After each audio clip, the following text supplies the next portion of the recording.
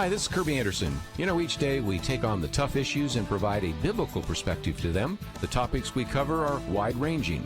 Apologetics, theology, prophecy, creation and evolution, intelligent design, marriage, family, child-rearing, the millennial generation, trends in society, politics, economics, business, religious liberty, the Constitution, public policy, foreign policy, military policy, tensions in the Middle East, abortion, homosexuality, pornography, sexual ethics, media, technology, history, and America's godly heritage.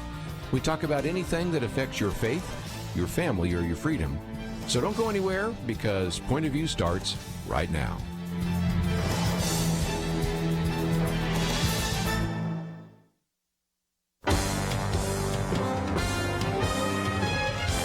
Across America, live. This is Point of View.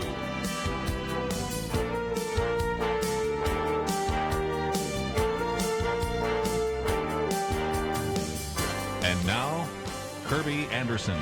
Thank you for joining me today, and we're going to be spending some time today, obviously, looking at COVID-19 and the coronavirus, also talking about some of the models and some predictions being made, because, after all, the idea was after that 15-day court of suspension and shelter in place might provide us with better numbers, and so we have those, and we're going to post those and have posted many of those on the website, pointofview.net. Let me also kind of give you an overview for this hour. In just a few minutes, we're going to have Representative Candy Noble with us, an individual that represents the 89th District in the state of Texas, and so we're going to talk about some of the things happening locally and get some of her perspective on those issues. I might just also, as a program note, might mention that the State Senator Angela Paxton will be with us tomorrow. So we are going to have a number of people in studio for that first hour. Then during the national hour, both 1 o'clock, we will be talking a part of the time with Sean McDowell, and that will be looking at the whole issue of why would God allow something like the coronavirus, the whole question of good and evil, and he's posted some very good interviews, one in particular that we've posted that I think you're going to find very helpful on that very important subject, and so we'll talk about that a little bit later with him. Dr. Clay Jones was somebody that he did an interview with, so we'll give you kind of a summary of that, but also allow you to watch the entire interview if you'd like to do so. And then in the next hour, the 2 to 3 hour, we'll spend a little bit of time talking with former U.S. Senator looking at some of these very important issues as well, Rick Santorum, and we'll be talking about his organization that has been established to help people get involved politically, and also some of his comments about everything from the coronavirus to the impeachment comments that he had made in the past. Again, it's worth mentioning that this impeachment, by the way, was one of the things that may have distracted us from maybe the quickest response that could have happened on this issue of the coronavirus. But nevertheless, that's ancient history, but we'll talk with him about that. But also look ahead to Campaign 2020. What's that going to mean? And if indeed this president is reelected, what does that mean? If he is defeated and, for example, Joe Biden becomes the president, then what does that mean? So I think he'll have some very good understanding and perspective and predictions on that as well. What are the latest numbers? Well, 823,000 individuals worldwide have been confirmed having COVID-19. And 174,000 have already recovered. So some good news, but of course we are also talking about 40,000 individuals that have died. A very significant percentage of those in countries like Iran, China, Italy, but now, of course, that number growing in this country, but primarily in some of those hot spots like New York City. So we'll talk about that in just a minute. But let's, if we can, try to answer very quickly some of the questions that people might have. And as we go into this, I think a key verse is 2 Timothy 1:17, or 1:7, I should say. For God gave us not a spirit of fear, but of power and love and self-control, or sound mind, depending on how your translation gives it. And we should not be fearful. But as I talk about some of this, I don't want to make you afraid, but maybe, if nothing else, give you a sense of hope and the fact that maybe we have a little bit more understanding, although it is, I think, sad to recognize how much we still do not understand after now months, and even over these last 15 days, we'd say almost 2 weeks of analysis of the data. And one of those comes from the first article I've posted here. Complicated mathematical models are not substitutes for common sense. And the point is that the tragedy of leadership, but it's the reality of leadership, is many times you have to make decisions with incomplete data. You sort of, as they say, have to go with your gut. And he points out that many government officials and many of these public health officials and experts were claiming not so long ago, even as recently as a month ago, he says, that Western countries would be able to weather the storm of this pandemic without any difficulty, and were oftentimes encouraging people not to change their behavior because of the virus. This has been kind of interesting to see the counterpoint of the mayor of New York City, who not so long ago, Bill de Blasio, was saying, just go on about your day, and now saying, we have to lock this down. As a matter of fact, he's the one now even suggesting that if any churches or synagogues meet at all, we will permanently close them down. And so anyway, he goes on to say that he feels that, of course, President Donald Trump did not do well in handling this crisis, but then points out that some other individuals looking at some of the other leaders didn't think they did much better either. So you have a lot of blame to go around, but if you want to see all the errors this president has made, Rachel Maddow has been doing kind of a cottage industry on that, criticizing him, for example, of saying that the ship that now has come into New York Harbor was supposed to come in within the week, and it actually took 10 days. Okay. You can go to some articles in The Atlantic, in The Guardian, almost every day, something in the New York Times, Washington Post, you'll see criticizing him. But he goes on to simply point out that although I think people underestimated the seriousness of the threat until recently, many now seem to underestimate how much uncertainty about what we don't still know. The more we get data, the more everybody thinks they have certainty, but they really don't.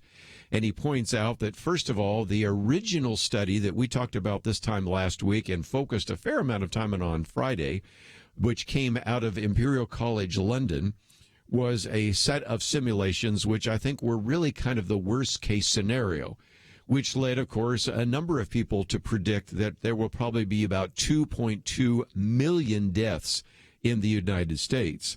And now even the best case scenario is simply saying we can't even come close to that kind of number because it was based on a number of real significant questions. And in this article we've posted here, he points out that he dissected the model in particular, and it made all sorts of assumptions.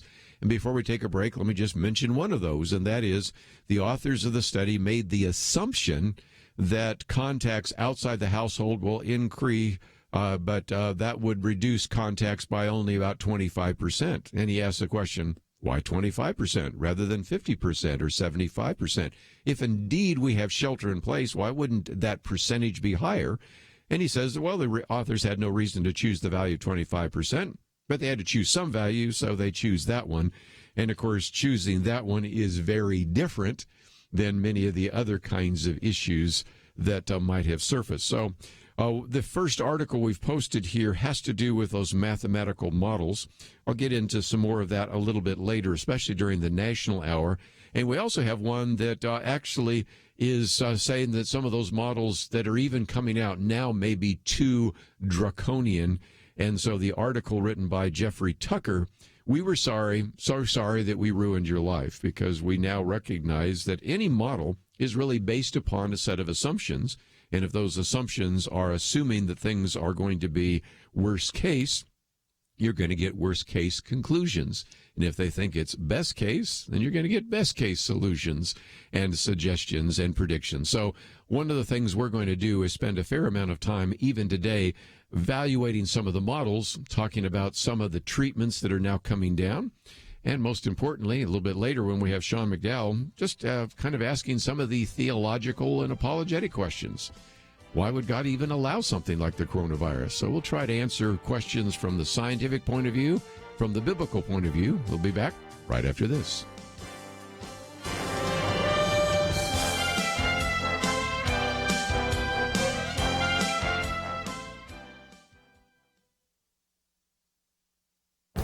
This is Viewpoints with Kerby Anderson. Over the next few weeks, we will see many pundits and politicians blaming the president and his administration for the virus crisis. But before we start assigning any blame in the U.S., we need to go back to the country of origin. China and the World Health Organization should be held accountable for this pandemic. When the first Chinese citizens became sick, doctors tried to connect the dots of these cases and found they went back to the Hunan market. One of the first doctors to alert Chinese authorities was criticized for spreading rumors. Another had to write a self-criticism letter. Other medical personnel simply vanished. Even after the Chinese president ordered officials to control the outbreak, authorities kept denying that it could be spread between humans. That is why they even went ahead with the Chinese Lunar New Year celebrations that spread the virus even further. By the time China implemented the largest quarantine in history, the damage had been done. The cities of Wuhan and others in the province were overwhelmed. The director of the World Health Organization is probably someone you have never heard of. His name is Tedros Adhanom Ghebreyesus. Two authors in an article in The Hill accuse him of turning a blind eye to what was happening in China and helping downplay its severity. Even worse, while he was praising China for its transparency, medical personnel who tried to tell the truth were being detained or simply disappeared. And if you assumed that the director of the World Health Organization would have to be a doctor, you would be wrong. He is not only not trained as a medical doctor, but has no global health management experience. The leaders of China and the World Health Organization deserve blame for this pandemic and should be held accountable. I'm Kerby Anderson, and that's my point of view.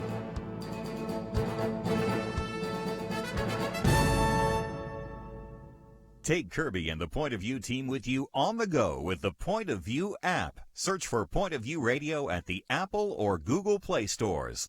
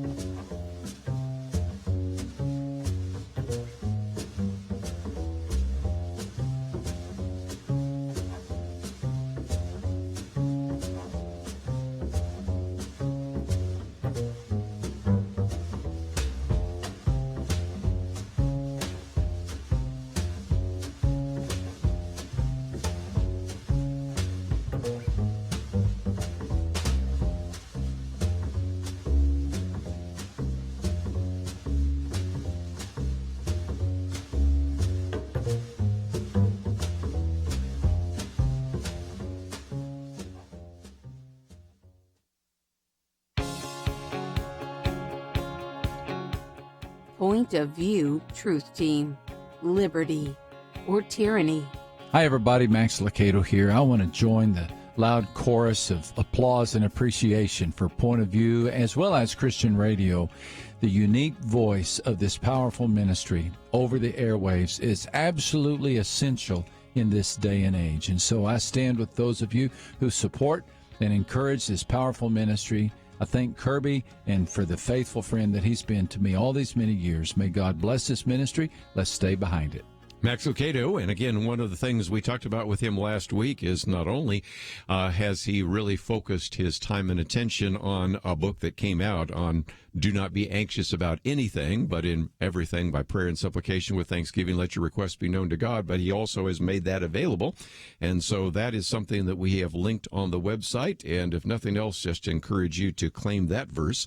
But most importantly, we are just thrilled to have in studio again Representative Candy Noble, representing the House District number 89, and an individual that has been at the Electoral College. We've talked about that. The president, I should say the governor put you on the Texas Juvenile Justice Board until recently, and you've been in all these various calls with the president and other individuals, so it's just great to have you in studio today. Thank you so much, Kerby. I appreciate your longtime friendship and the work you do here on Point of View. What a blessing you are to us. And it is so good to have you here. And I might just start out by saying that a lot of people have been watching what's been happening in Collin County. And I know, of course, the county judge, certainly Chris Hill, has issued various proclamations.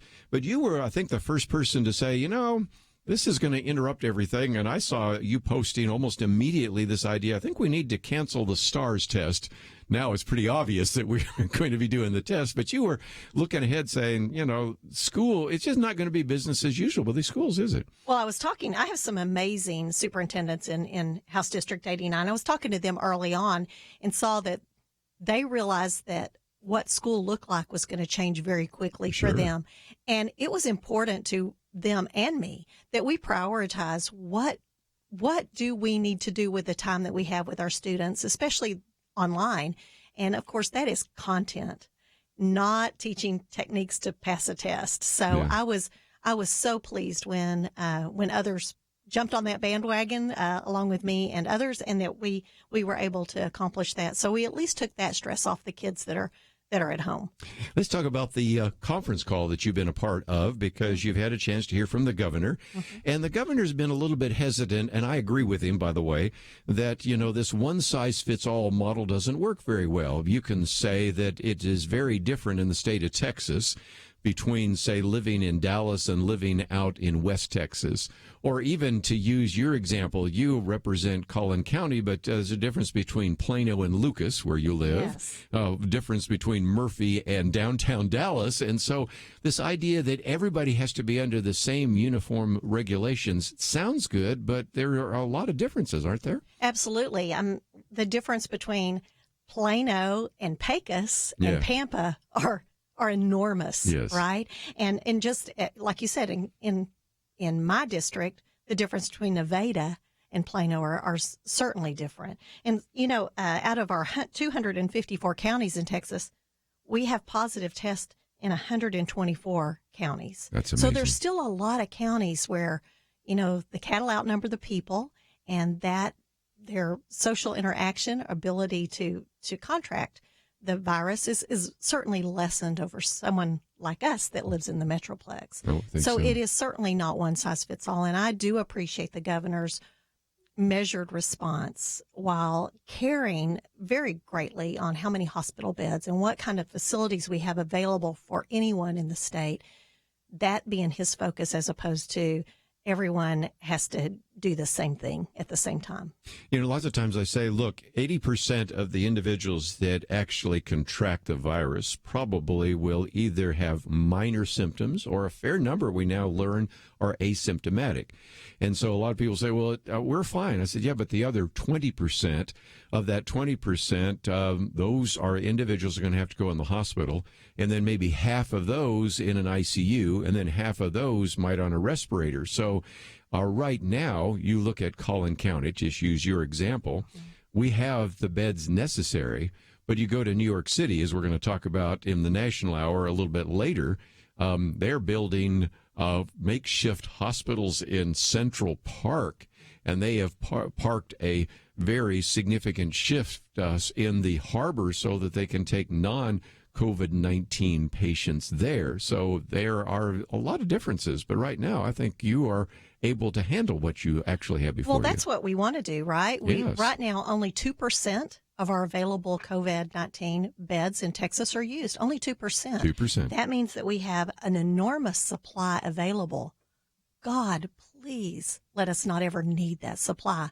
But should we need it, the governor is planning every day on how to supply more. He called on the Kay Bailey Hutchinson area of Dallas, and he's looking at places in Houston and San Antonio and other hot spots to meet those needs as well. So while we hope the hurricane turns back out to sea, we need to be prepared in case it does come on land.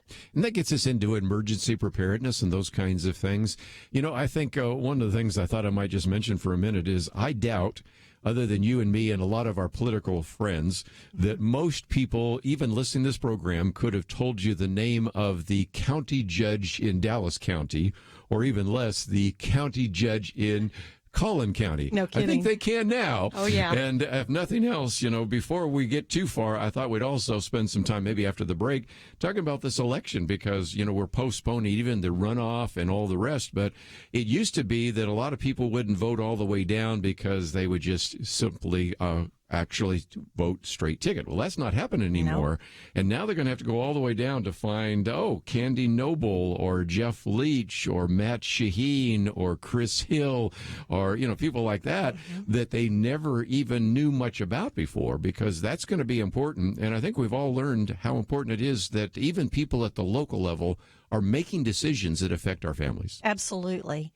We have, and not only that, but at the bottom of our ballot coming up for many of your municipalities will be their school board. I know. And their local, their county, their councils. Yeah. And so we really have got to make sure that people turn out in November. Hopefully we're in a whole different situation by then, please Lord, that we can really turn out a strong vote in that time and make sure that people are really aware of what is on the ballot and what is at stake. Let me just mention, too, for those of you listening to Point of View, one of the things that we do is we have, if you go to our website right now, we have a Take Action section, and it takes you to the iVoter Guide. And if nothing else, between now and when you have to vote, and, of course, if you're listening right now in the state of Texas, you already have, but you still have a runoff election. And, of course, as we get closer to the November election, like you said, it's going to include more, because a lot of people said, well, we'll vote in May. No, we're going to vote now in November. So that has changed everything. And it's also going to be hard for those of you that are candidates. I know you are really one of the door knockers out there that has traveled quite a bit. But right now, I doubt you're doing very much. Nobody would really want to open a door to me, nor would I want to expose them to me. Yesterday I was talking to my dad who lives in Colorado, and he said, us old people that are the carriers of this. And I said, Dad, it's the other way around. Yeah. We're actually trying to protect you. And it's sad that still there's that misinformation out there. I was shocked, honestly, that he would not understand that really his isolation right now is for his protection and not for society's protection. And we need to be vigilant in protecting all those that are vulnerable among us right now. Let's take a break, but just before we do so, one of the things we are doing is this is Truth Team, and this is where we actually encourage you to support this ministry. And if even this hour you're saying, well, I listen right now on the Dallas station and some of the other stations. Of course, I know some of you are listening in by various internet connections and the rest. If you appreciate the kind of conversation we're having right now, can I ask you to do something? And that is to call our pledge line. That number is 800-347-5151. As I mentioned yesterday, we, of course, depend on your financial support. And we, of course, are practicing social distancing. You will call somebody who has one of our office phones at their home. So they're actually at home right now waiting for that phone call.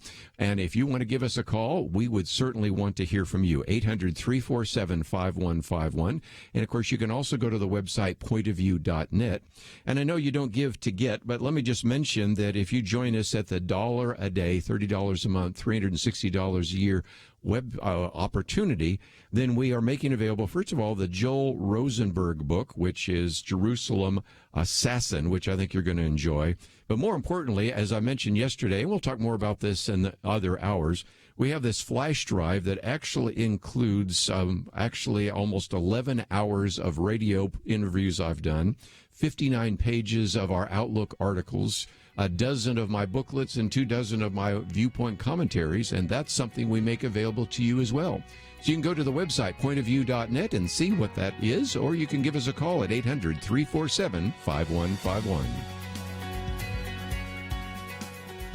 I don't know about you, but I'm having trouble keeping track of what day it is. But here's what I do know. This week is very important in keeping good information flowing in the fight for liberty against tyranny. And the days are going by quickly. Again, if you've lost a job recently or your business has been hit hard, this is not for you. We're praying that God provides for you and has mercy to get things back to a sense of normal. But if you can, your investment today can help us preserve recent gains and stand tall against those who would try to use this crisis to advance their agenda. We need to hear from you right now. Monthly support is a lifeblood for us, but whether you can give monthly or make a special gift, please give right now. All the details are online at pointofview.net/team. And if you haven't been there lately or ever, after you give, look around. We have a lot of resources there. pointofview.net/team. Or by phone, 1-800-347-5151. Do your part for liberty. 800-347-5151 and pointofview.net/team. Point of View will continue after this.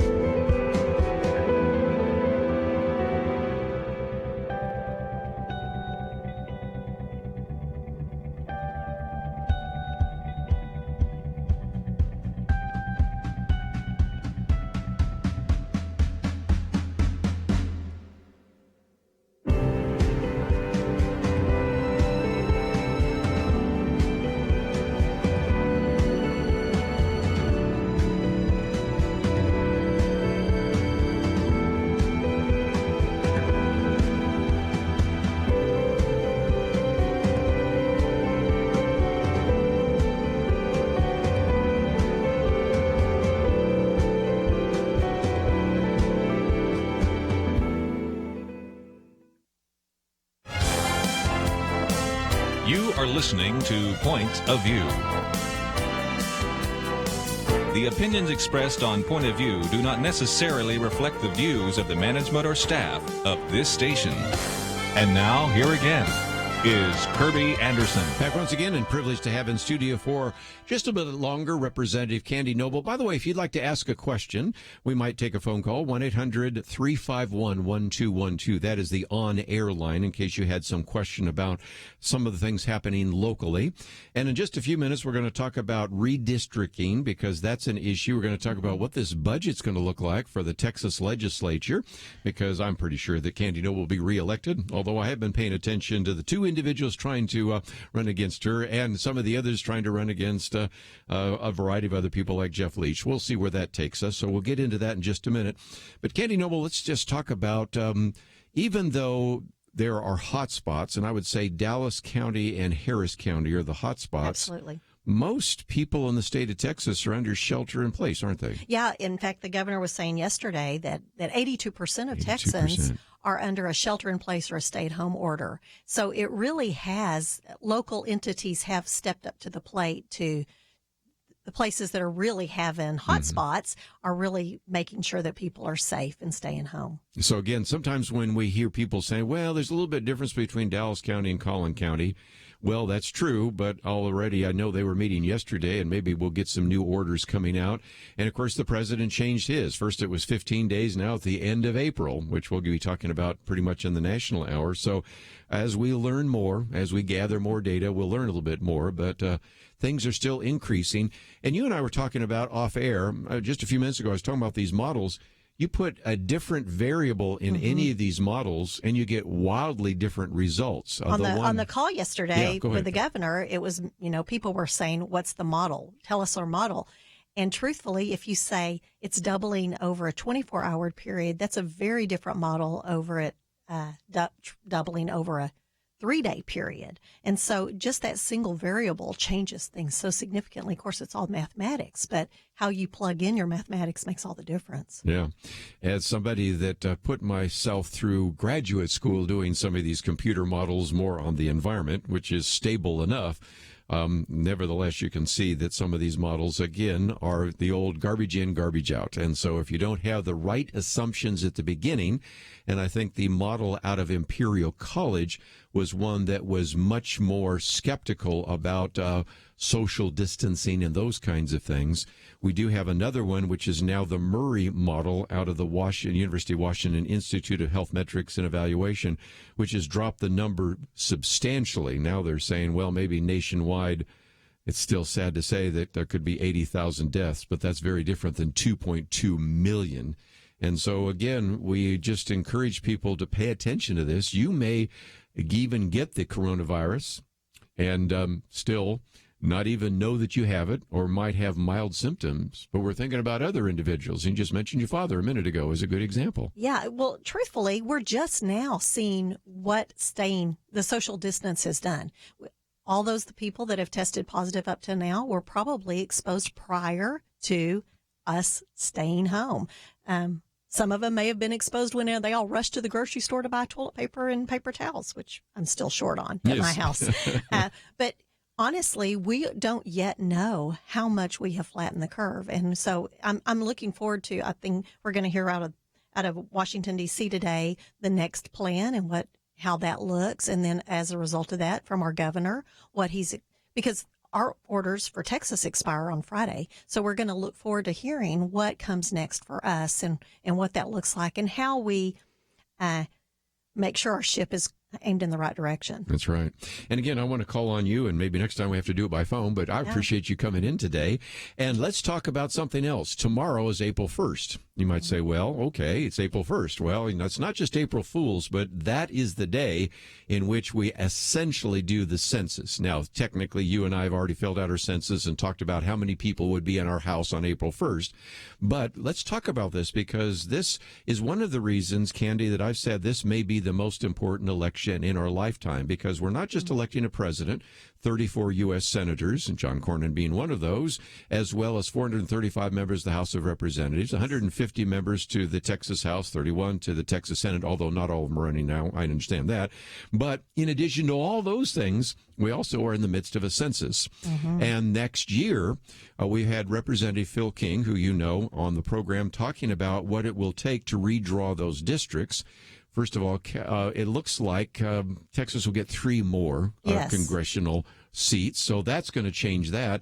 But even for yours, because the population has grown so much, I'm thinking that the size of your district shrinks. Is It that will true? shrink geographically Yeah. because we're at least, if the models are correct, Yeah. 6% over what the state number should be in our area now. We have whole new subdivisions out in St. Paul and Nevada and places you probably haven't heard about, Yeah. but are really booming right now. And we're excited for that, but it makes a difference when we draw those lines. And what it looks like for Collin County, we will probably gain a House member out in Collin County. I would think so. Plus the fact, if you're Representative Scott Sanford, it's going to be a much smaller district, isn't it? Because His is it way growing, overnumbered. Yeah. And so whether it's Matt Shaheen, if he's reelected, and Jeff Leach and yourself and some others, but his is going to be, if indeed he's reelected, going to be very different. And for just a minute, let's talk about that because, again, Phil King kind of reminded us that, of course, the legislature gets together. And, of course, we know the politics of this. Democrats want more Democrat districts, and Republicans want more districts where Republicans can be elected. But then you also have the demand or the requirement that you try to keep counties together, try to keep your school districts and your counties together. And if that's not complicated enough, we have a thing called the Voting Rights Act, which says, you have Yes. to provide some so-called minority districts. This is the most complicated thing, even before we get into people intentionally gerrymandering somebody into a district or gerrymandering somebody out of a district. Talk about that. There's people out there that think that we could just throw, squares and rectangles all over the state and have it done. It doesn't work that way because that's not where people live and how people live with each other. So, I mean, there are areas where an apartment complex is divided in half, right? Where Yeah. your next door neighbor is voting in a whole nother district. And so it gets down to an individual number trying to make those districts match up in all those statistics you talked about, but also numerically. Yes, and I found that just the other day. We did do, before we had to cancel everything, our precinct meetings. And so I come to my precinct meeting because I'm the chairman, and there's a woman sitting there, and she is new. She's from California, and she's in my precinct. And we're trying to figure out where she is, and it turns out that my precinct actually goes further south than I realized Oh, wow. it did, to an apartment complex. And so it bypasses, for anybody that knows where the Allen High School is, it encompasses, I thought it ended basically at Exchange. And, of course, also ends at Greenville. If I was on the other side, I could vote for you. But I know. It's so sad for me. that Kelly you don't get to Shackelford can vote for you. Yeah, I love but that. to actually realize that you have parts of a complex in an apartment complex that are part of a precinct with basically single family homes. And so if you think it's going to be a weird gerrymandered time last time, look what it's going to be this time. I don't see how you're going to do this. Honestly, with our census, how are those census workers going to get to go knock on doors of people that I don't wondered about respond? that, It yes. is so important that How? everyone get online and register and just go. And it's a simple, fast. It's not that long version this Yes. time. So just go ahead and do it, get it over with, so that we don't endanger any of our census workers from having to go door to door. I'm going to spend some time today talking about it, but especially tomorrow, and say it's April 1st, and if you have not filled out your census, do so, because it also is important to funding and all sorts of other things. And speaking of funding, just before I let you go, you're going to have to come up with a budget that's going to be a lot more significant, and maybe you have to tap into that rainy day fund. What's your thoughts? That's the thing that wakes me up at night, is what will Texas look like when we meet again in January Yes. as a House and as a Senate, and what does that look like? The plunge in oil, significantly affects us. That's our severance tax. That's what goes into the rainy day fund, and Yeah. so we need to be very careful on how we spend. I think the main answer that we're going to be hearing out of the Capitol come January is no. Yeah. On a lot of asks that people are going to have. So just like we all have had to tighten our belts at home and say, is this the year we buy the new car, or is this the year that we drive and make do? I think that that's exactly what we're going to face as a state. If people want to know more about you, we have a link to votecandynoble.com.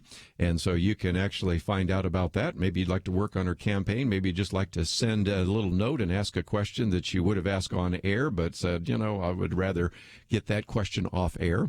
And I'm hoping we get healthy enough that you can go out there and knock on doors, because you are really good at that. Me too. Thank you, Kerby, so much. I appreciate your friendship and your leadership in this time. I'm glad you have been here today, and we will call on you again. But let's take a break, and let me just mention, when we come back, we'll get into a couple of other issues, and I'm going to talk about the fact that we're in the midst of Truth Team, but I just wanted to make some space for Candy Noble to share a few things from the meeting that she had by phone with the governor, and we'll learn more from him and from her in the future, I hope. Let's take a break, though. We'll be back right after these important messages.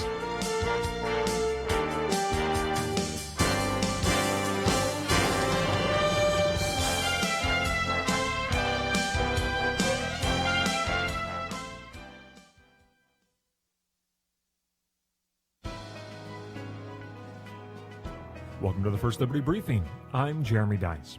Holding government officials personally liable for violating an organization's religious liberty seems harsh, but it is an important and difficult job of the federal courts. At the University of Iowa, university officials exempted a number of groups from their human rights policy. Sports clubs could distinguish by gender. The Military Dental Club restricted membership by military members. Even a cappella groups meeting on campus were allowed to restrict membership by gender, but the university told the InterVarsity Christian Fellowship chapter that requiring its leadership to adhere to historic religious convictions on human sexuality was wrong and resulted in the club being deregistered. Well, the club sued the university, and the court held that not only did the university violate the law, but the university officials who investigated the student group were to be held personally liable for the constitutional violation. In civil rights litigation, if a plaintiff demonstrates that a state official acting under color of law deprives a citizen of any of the rights and privileges found in our Constitution, well, courts may hold them personally liable. Holding university or government entities liable is one thing, but when the full weight of federal law lands on the backs of an individual and the individual bad actors, it has a deterring effect. Moreover, reminding state officials that they have a responsibility to protect the religious liberty rights of Americans makes them all the more cautious to come close to violating our first freedoms. To learn how First Liberty is protecting religious liberty for all Americans, visit firstliberty.org. Hi, I'm Kelly Shackelford, President and Chief Counsel of First Liberty Institute. I hope you enjoyed this episode of First Liberty Briefing.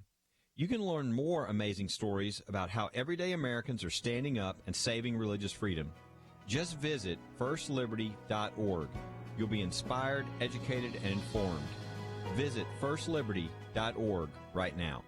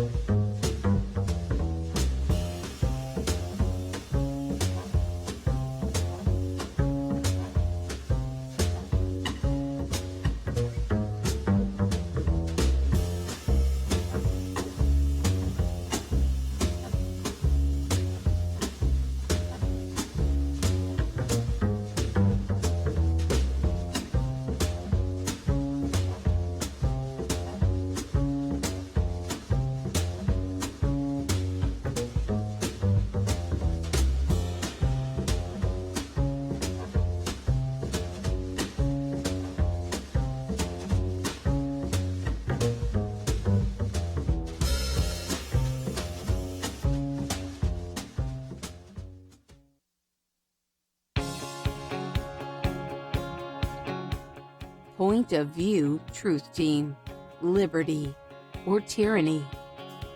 I'm so glad to have the Kingdom Keys Network that presents Point of View program and replays it by recording at night so I can catch up on what I miss.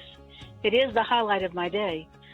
I don't have Wi-Fi or cable news access, so radio is almost my sole means of reception of news. And Point of View helps me understand the political landscape and apply Christian values to it. I'm so honored to be able to give to Point of View. It is a most worthy Christian outreach. We need their informed voice to speak to the issues we face each day. So again, just a nice comment from one of our listeners who, by the way, said, I don't have Wi-Fi. And that's one of the things we talked about with this flash drive. Even if you don't have internet, as you have access to a computer. You may not even have access to a computer, and you can certainly go to the libraries when they open up again and print things off. But on this particular flash drive, we're making available to those of you that join the Truth Team 16 different Outlook magazine articles, 59 pages worth, 19 of the best programs, which is about 11 hours worth, 24 viewpoint commentaries, 12 or a dozen of our booklets, or 12 of them, however you want to say it. And we make that available to you because ultimately we want to say thank you for those of you that can support this ministry. And as you become a Truth Team member, you're not only helping us to actually continue this program, but you're helping to educate the more than 1 million listeners that are actually depending upon us for news, information, and commentary.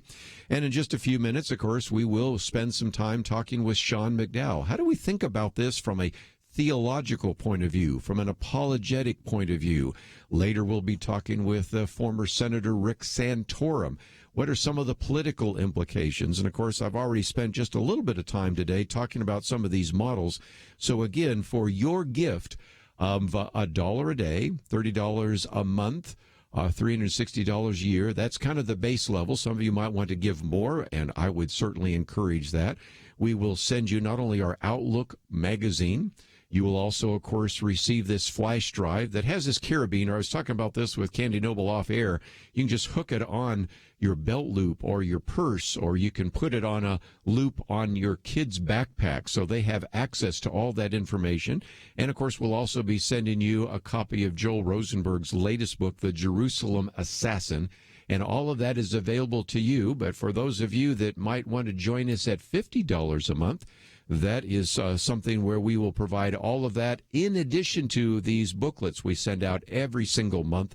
Some of the most recent ones have been on things like civil disobedience and abortion and pornography and others. And so that is our way of saying thank you. And so I hope that you will consider what you might do even this hour to support this ministry. That pledge line number is 800-347-5151, 1-800-347-5151. Of course, the website is pointofview.net. If you'd like to see a little bit more about some of the things we're talking about, it is all available at the website pointofview.net as you click on that as well. Let me just, before we take a break here, mention the other article I've posted. This one comes from Jeffrey Tucker. We were wrong, so sorry we ruined your life.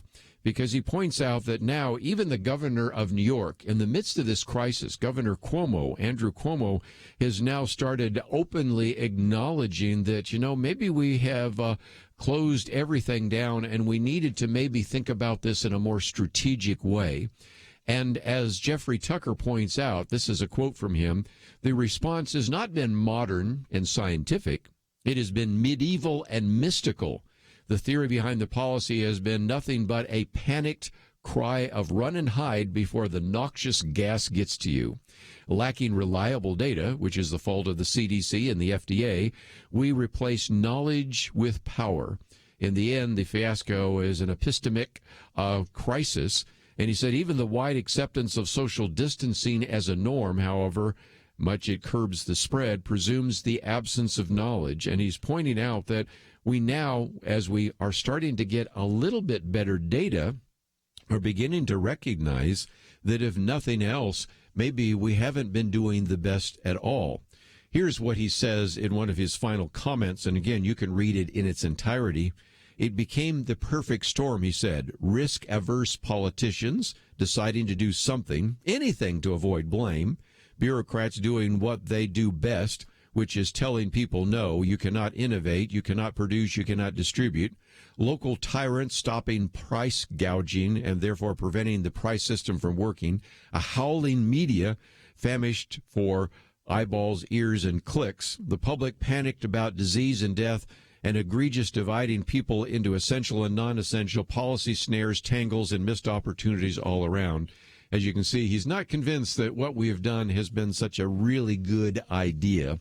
And so we've posted those articles for you to read today.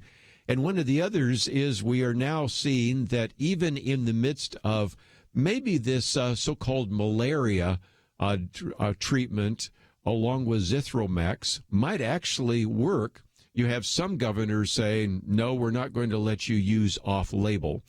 That's happening in New York. It's happening in Michigan and places like that. And yet here, the Jeff Collier points out that physicians are using these two drugs in combination. Hydroxychloroquine, which we'll call HC, and azithromycin, which we'll call AZ, have been used to treat various patients in France, many of which had advanced symptoms, and they all seem to be doing better. And you might say, why did they even stumble upon this? Well, you go all the way back to China. I know people don't like to remind us that China is where this started, but that's where it started. They actually found that during the outbreak in Wuhan, the doctors observed that patients that had lupus, none of them developed COVID-19. Of the 178 hospital patients who treated positive, none had lupus and none were on HC, which we just talked about a minute ago, hydroxychloroquine. Now, what they concluded is because they had been using this for a long-term basis, that's why, indeed, none of them who had lupus but had been treated with HC were actually getting the disease. So the doctors, very smart individuals, figured out, well, let's now treat the 20 patients we have with HC, and what they found was, and I'm quoting, clinical symptoms improved significantly in 1 or 2 days. After 5 days of chest CT examination, 19 cases showed significant absorption improvement. Now, why the AZ? That's oftentimes marketed as, you have heard it, as Z-Pak. Well, by actually putting those two together, it improved rather dramatically. The French study found that 57% of those receiving HC without the AZ were tested negative, but 100% of the patients that received both tested negative. So in some respects, smart doctors noticing an anomaly, in that case, lupus patients that had been treated with HC, hydroxychloroquine, actually did not get the virus. And so, if nothing else, just another piece of information that we'll probably pass on again in the next hour. But we're learning a lot more about this disease. We're learning more about the models. We're learning more about the treatment. And we have some great success stories that I'm going to be sharing with you in the next hour. But just as we go to a break, this would be a perfect time for you to give us a call. 800-347-5151. We come to you twice a year just to talk about the fact that we are listener-supported. We can't do it without you. We need your financial support. And perhaps right now, some of you are in a situation where you say, I maybe can't help you because I've been laid off. But I know many of the rest of you perhaps are still working at home, still getting your paycheck. And very soon we'll be getting a check for $1,200, a couple $2,400. If you have children, it could be $2,900. It could be $3,300. Maybe some of that could be pledged to us. And so we'd love to hear from you. Pledge line again, 800-347-5151. Even easier, simply go on the website, pointofview.net. Click on the banner that says Liberty and Tyranny, and we'll be right back. What I'm about to say is not for everyone. If you've lost a job and wondering how you're going to provide for yourself and your family, it's not for you. Our prayers are with you. If you're one of our generous donors whose business has been hit hard by the current struggles, it's probably not for you. In recent days, we've seen so many victories for liberty, but those who value power above all else do not sleep during a crisis. They try to take advantage of it. You can help ensure that Point of View Radio is here as a source of good information and solid practical help in a time of great need. If you can, stand with us by visiting pointofview.net/team. There you can read all about the benefits, whether you can give monthly or as a special investment at this critical time. Pointofview.net/team. During this difficult moment, let's make sure liberty wins. If you prefer to give by phone, please be patient. You can imagine things are a bit more challenged than usual. 1-800-347-5151. 800-347-5151. Or again online, pointofview.net/team. Point of View will continue after this.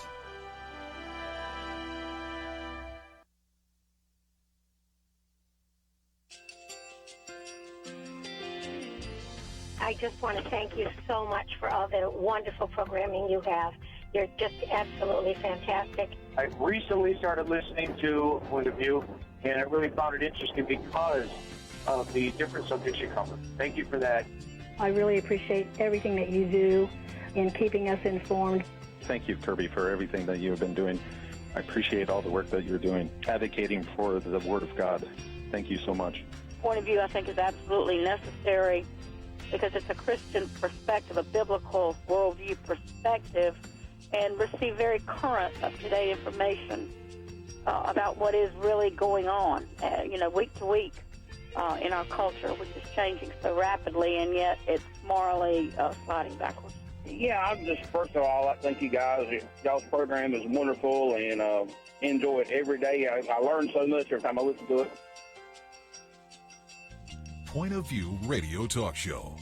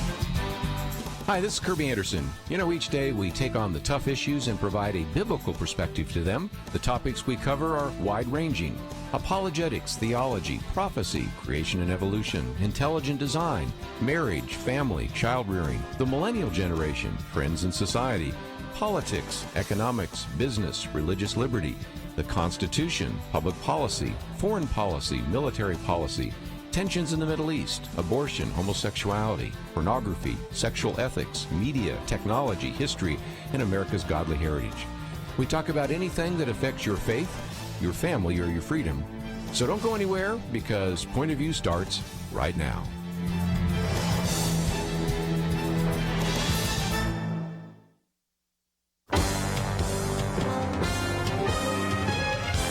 Across America, live. This is Point of View.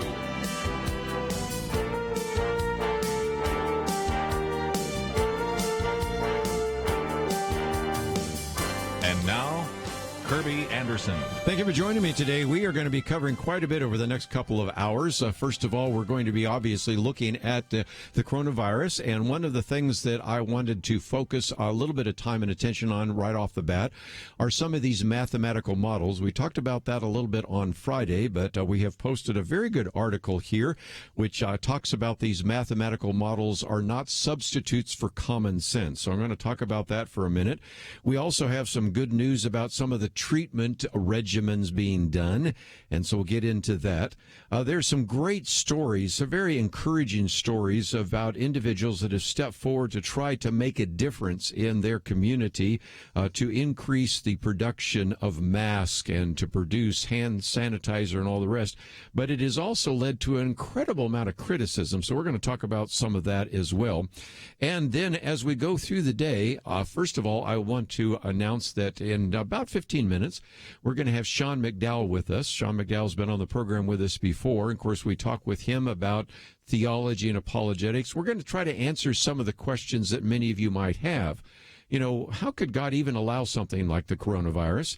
And he's done a very significant interview with Dr. Clay Jones, who also is at Biola with him at Talbot, and is an individual that has written on this subject. And so we've posted that full interview, but we're going to talk with him and try to answer some of the, if you will, some of the religious, theological, even apologetic questions with him. And then in the next hour, we'll have former Senator Rick Santorum with us, and we'll certainly talk about the organization that he and his wife have established, which is Patriot Voices, but also get into some of the political issues and some of the criticism. And so I hope that throughout the entire 2 hours today, you'll be listening in and calling in if you have comments or questions. And the first article that we've posted here, Complicated Mathematical Models Are Not Substitutes for Common Sense, pointing out, as this author does, that even a month ago, we had individuals that were government officials, even public health experts, that were claiming that Western countries would be able to weather the storm without any difficulty, and maybe even encouraging people not to change their behavior. We saw that even more recently with Mayor de Blasio in New York City. Now people are coming back and saying, you were saying even just a few weeks ago that people should just go about their business. Now look at the tragedy that has beset your community. And this individual also points out that sometimes the leaders haven't done so well, and he's critical of Donald Trump, but also points out that others have talked about other leaders who also underestimated the seriousness of this. And he says now, even though people maybe have underestimated the seriousness of the threat, they now maybe have underestimated the uncertainty about what's going to happen, and points out that we used to have some models, which we've talked about here on Point of View, that came out of the Imperial College in London, which in many cases used really very skeptical, maybe worst case scenario kinds of numbers, suggesting that maybe 2.2 million people in the United States would eventually die. Now, nobody really accepts those numbers at all. And so there's another good piece that came out with the Wall Street Journal in which they're now starting to maybe look at what is called the University of Washington model, or oftentimes called the Murray model, which still estimates that we could lose as many as 80,000 people in America but we lose sometimes almost that many during some of the worst flu epidemics. So there are some very significant differences in terms of some of these models. And so I posted that article, which we may get back to a little bit later, but also wanted to give you one that even is even more skeptical of some of these models, and that is the second article I've posted, which has the very provocative title by Jeffrey Tucker, an economist, "We Were Wrong, So Sorry We Ruined Your Life," in which he points out that really what we have had is, for example, the governor of New York, Andrew Cuomo, expressing maybe verbally that we're not so sure about some of these numbers anymore. And he says that it became kind of a perfect storm in which you had risk-averse politicians deciding to do anything to avoid blame, bureaucrats doing what they do best, and that is telling people to say no and not to innovate, local individuals trying to stop price gouging but not really dealing with this, and really just kind of an idea, as he pointed out, that the response hasn't been modern and scientific, he says. It's been medieval and mystical. So those are just a couple of the articles that I've posted today, which we will, as we go through the conversations, especially as we spend some time talking with Rick Santorum, we'll get into in more detail. But before we have Sean McDowell join us and talk about how could God allow a coronavirus, I certainly do want to mention, those of you that will be with us this week, that we are doing what we call our Truth Team Week. And we spend a fair amount of time really not only trying to educate you about these issues, but also reminding you that we are listener supported. And so one of the people that I like to bring on the program with us each day is Brad Fisk. We practice, of course, social distancing. So even though I'm in a studio here in Dallas, Brad is in Colorado. But Brad, thank you for joining us by phone. Hey, it is so good to be here, Kerby, and it's so good to talk about really important things in people's lives right now. And so one of the things we want to encourage you to do is, as we go through this conversation today, first with Sean McDowell, later with Rick Santorum, is consider what you might do to support this ministry. We recognize, as we've said so many times already, and we will say this all through the week, we know some of you may be listening today and you've lost your job or you've been furloughed, but I know many of the rest of you maybe are working at home. And even as you are working at home, you're still getting your paycheck. And, of course, as we learn from the decision that was passed by both the Senate and the House and then signed by the President, that the decision will be that you will be receiving most likely a check for $1,200. If you're a couple, $2,400. If you have children, that could be more than $3,000. And so some of you might be able to step forward and help us financially. And so that's one of the reasons we bring this program to our listeners, Brad, just to encourage them to consider what they might do to support this ministry. We do, and we're going to start out in our asking for help to thank those who are already helping. There are hundreds of people over the years that have been supporters of Point of View and really stepped in to help. And thank you, thank you, thank you. But there's room for you and you and you to join the team. $1 a day, that's our kind of basic level. That's $360 for the year, but $1 a day, $30 a month. And that will allow you to become a member of the Truth Team. And we have an incredible resource of, and you're going to be hearing a lot about this. It's a flash drive that is loaded, Kerby, with information. But first, let me give you the phone number before we go out on the break. 800-347-5151.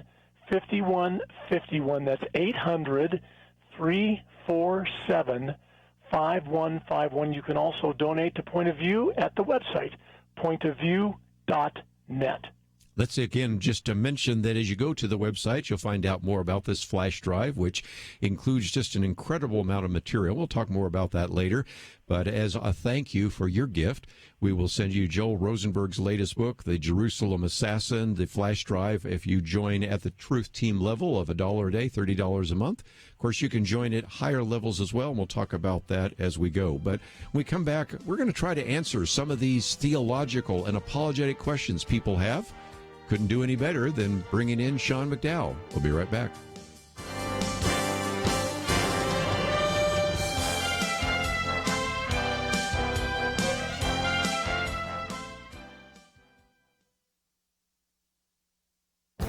This is Viewpoints with Kerby Anderson.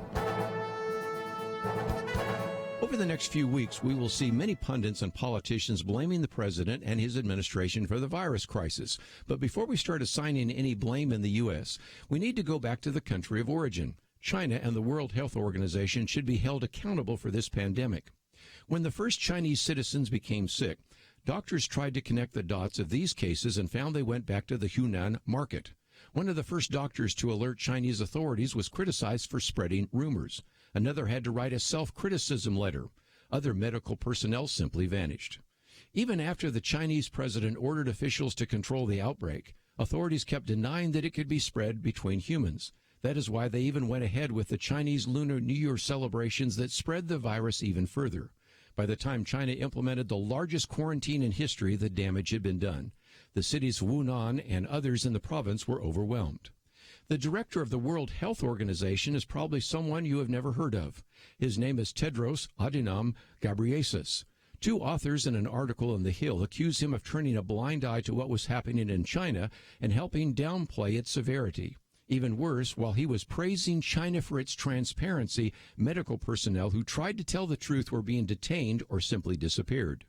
And if you assumed that the director of the World Health Organization would have to be a doctor, you would be wrong. He is not only not trained as a medical doctor, but has no global health management experience. The leaders of China and the World Health Organization deserve blame for this pandemic and should be held accountable. I'm Kerby Anderson, and that's my point of view.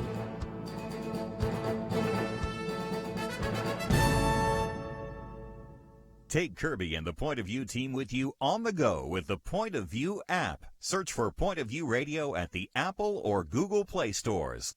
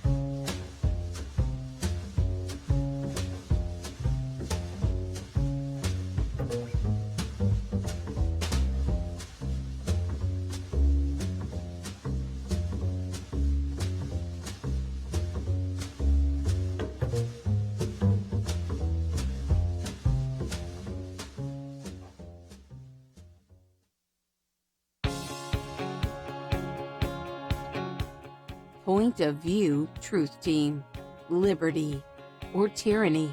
Again, once again, we are focusing our time and attention today, of course, on the coronavirus. And really the theme is 2 Timothy 1:7, for God does not give us a spirit of fear, but of power and love and a sound mind or self-control, depending on which translation you have. And again, we want to focus some time and attention on this very important issue.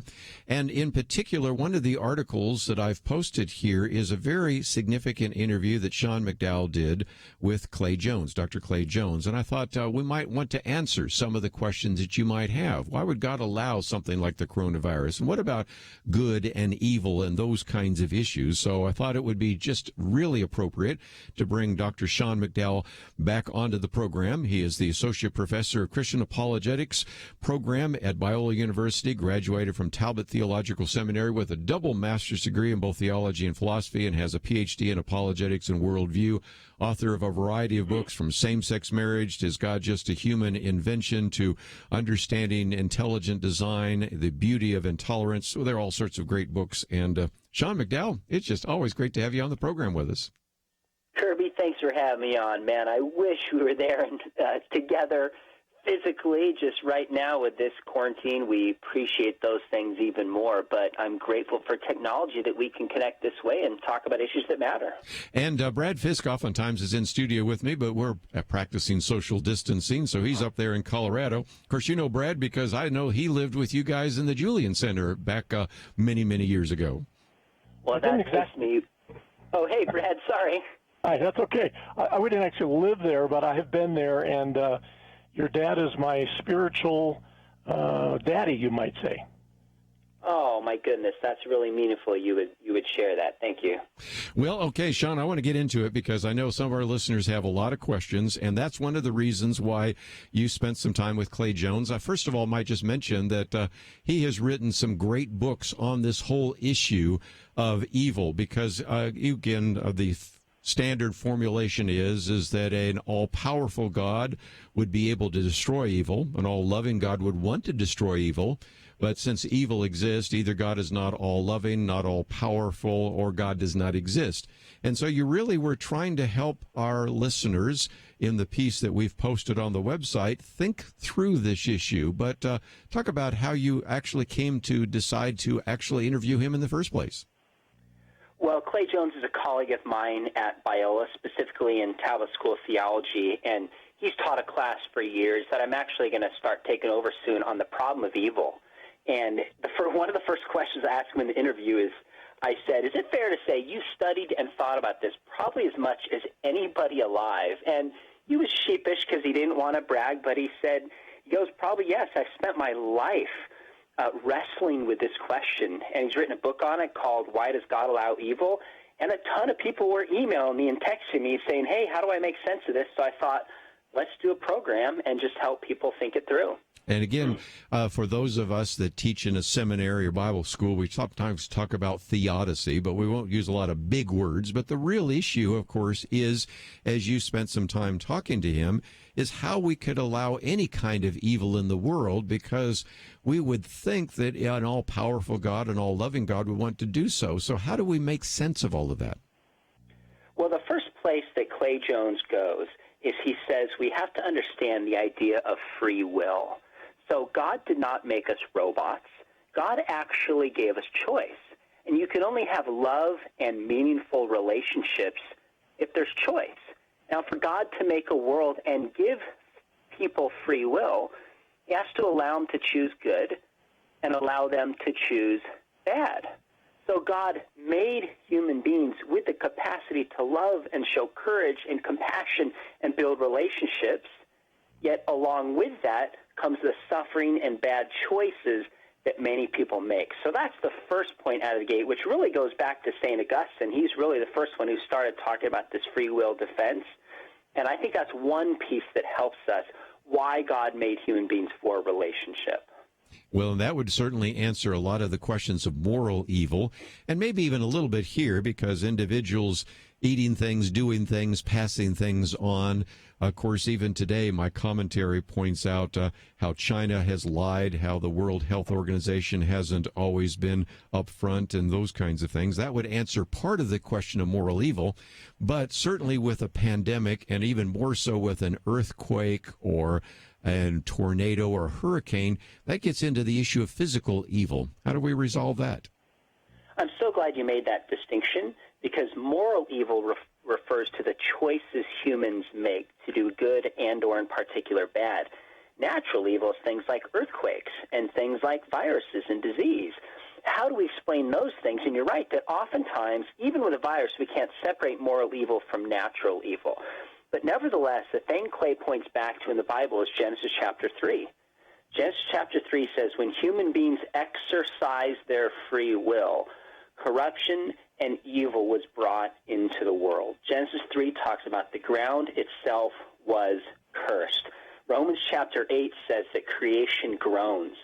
So as Christians who believe God made a beautiful world and that it was affected by sin and that there's havoc that's going on, we shouldn't be surprised in one sense to see things like viruses running rampant, because sin has affected everything.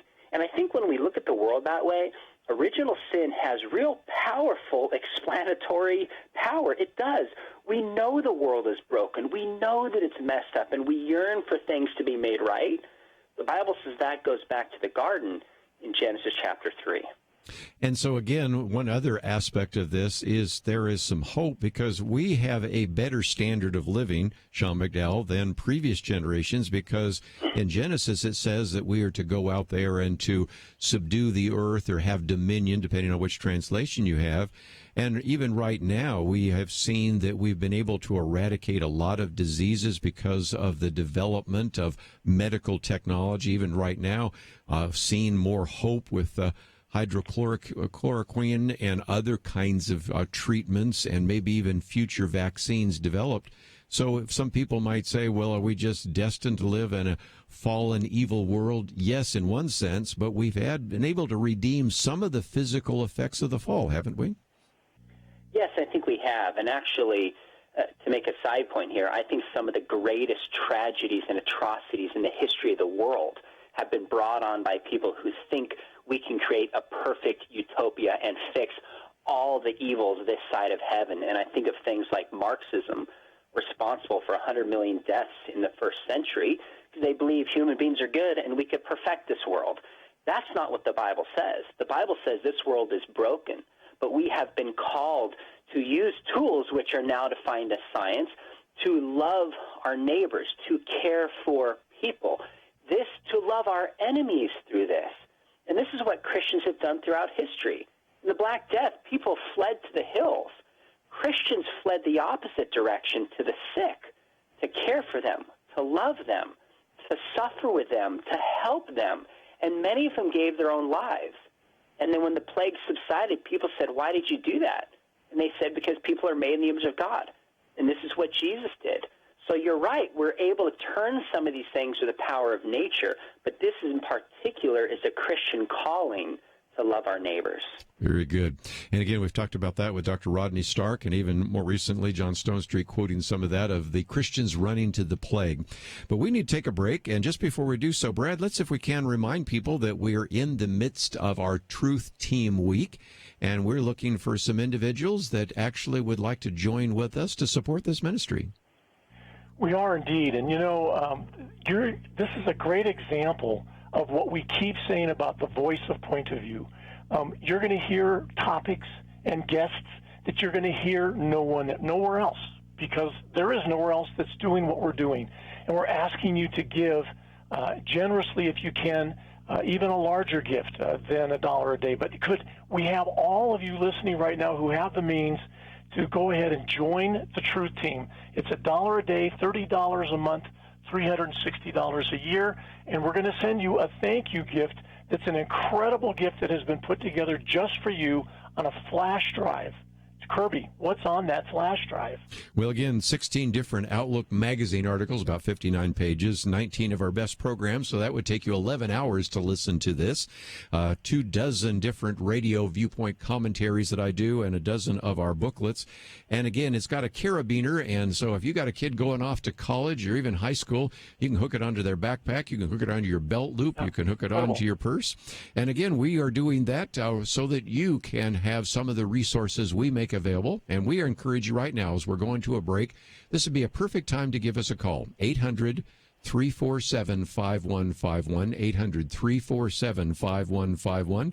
We're all, of course, sheltering in place, so that phone call will actually go to one of the office phones at one of the houses of our staff. So give us a call, 800-347-5151, or you can find out more by going to the website, pointofview.net. We'll be back with Sean McDowell right after this. I don't know about you, but I'm having trouble keeping track of what day it is. But here's what I do know. This week is very important in keeping good information flowing in the fight for liberty against tyranny. And the days are going by quickly. Again, if you've lost a job recently or your business has been hit hard, this is not for you. We're praying that God provides for you and has mercy to get things back to a sense of normal. But if you can, your investment today can help us preserve recent gains and stand tall against those who would try to use this crisis to advance their agenda. We need to hear from you right now. Monthly support is a lifeblood for us, but whether you can give monthly or make a special gift, please give right now. All the details are online at pointofview.net/team. And if you haven't been there lately or ever, after you give, look around. We have a lot of resources there. pointofview.net/team. Or by phone, 1-800-347-5151. Do your part for liberty. 800-347-5151 and pointofview.net/team. Point of View will continue after this.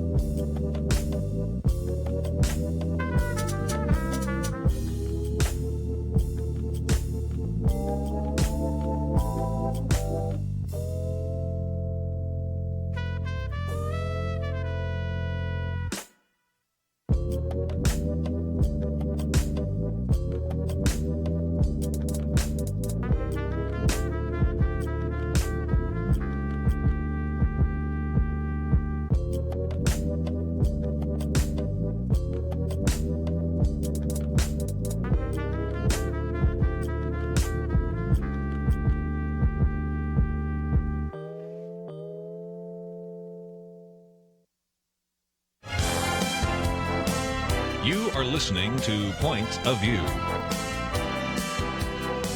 The opinions expressed on Point of View do not necessarily reflect the views of the management or staff of this station. And now, here again, is Kerby Anderson. Back once again, Dr. Sean McDowell with us, and also by phone, Brad Fisk. And let me just mention that as we're doing this interview, you can still give us a call, 800-347-5151. That's 800-347-5151, which is the pledge line. And I recognize that some of you might not be able to help us, so we're hoping that some of you could step forward and help this ministry continue to bring these kinds of programs to you. Of course, at any time, you can go to the website pointofview.net, and that's where you can find out some of the material, which we'll talk about a little bit later in case you would like to know more about that. But Sean McDowell, I want to also encourage people to go to your website, seanmcdowell.org. And your most recent blog says, don't ask why with the coronavirus, ask what. And again, asking why does God allow it, the why question only gets us so far, but I love the idea that you are going to be having another conversation, in this case with your president of Biola University, Barry Corey, and it's about what can we do, because it seems to me that as we recognize this as a tragedy, the pandemic, this is a great opportunity for individuals who are believers to be the hands and feet of Jesus. So tell us a little bit more.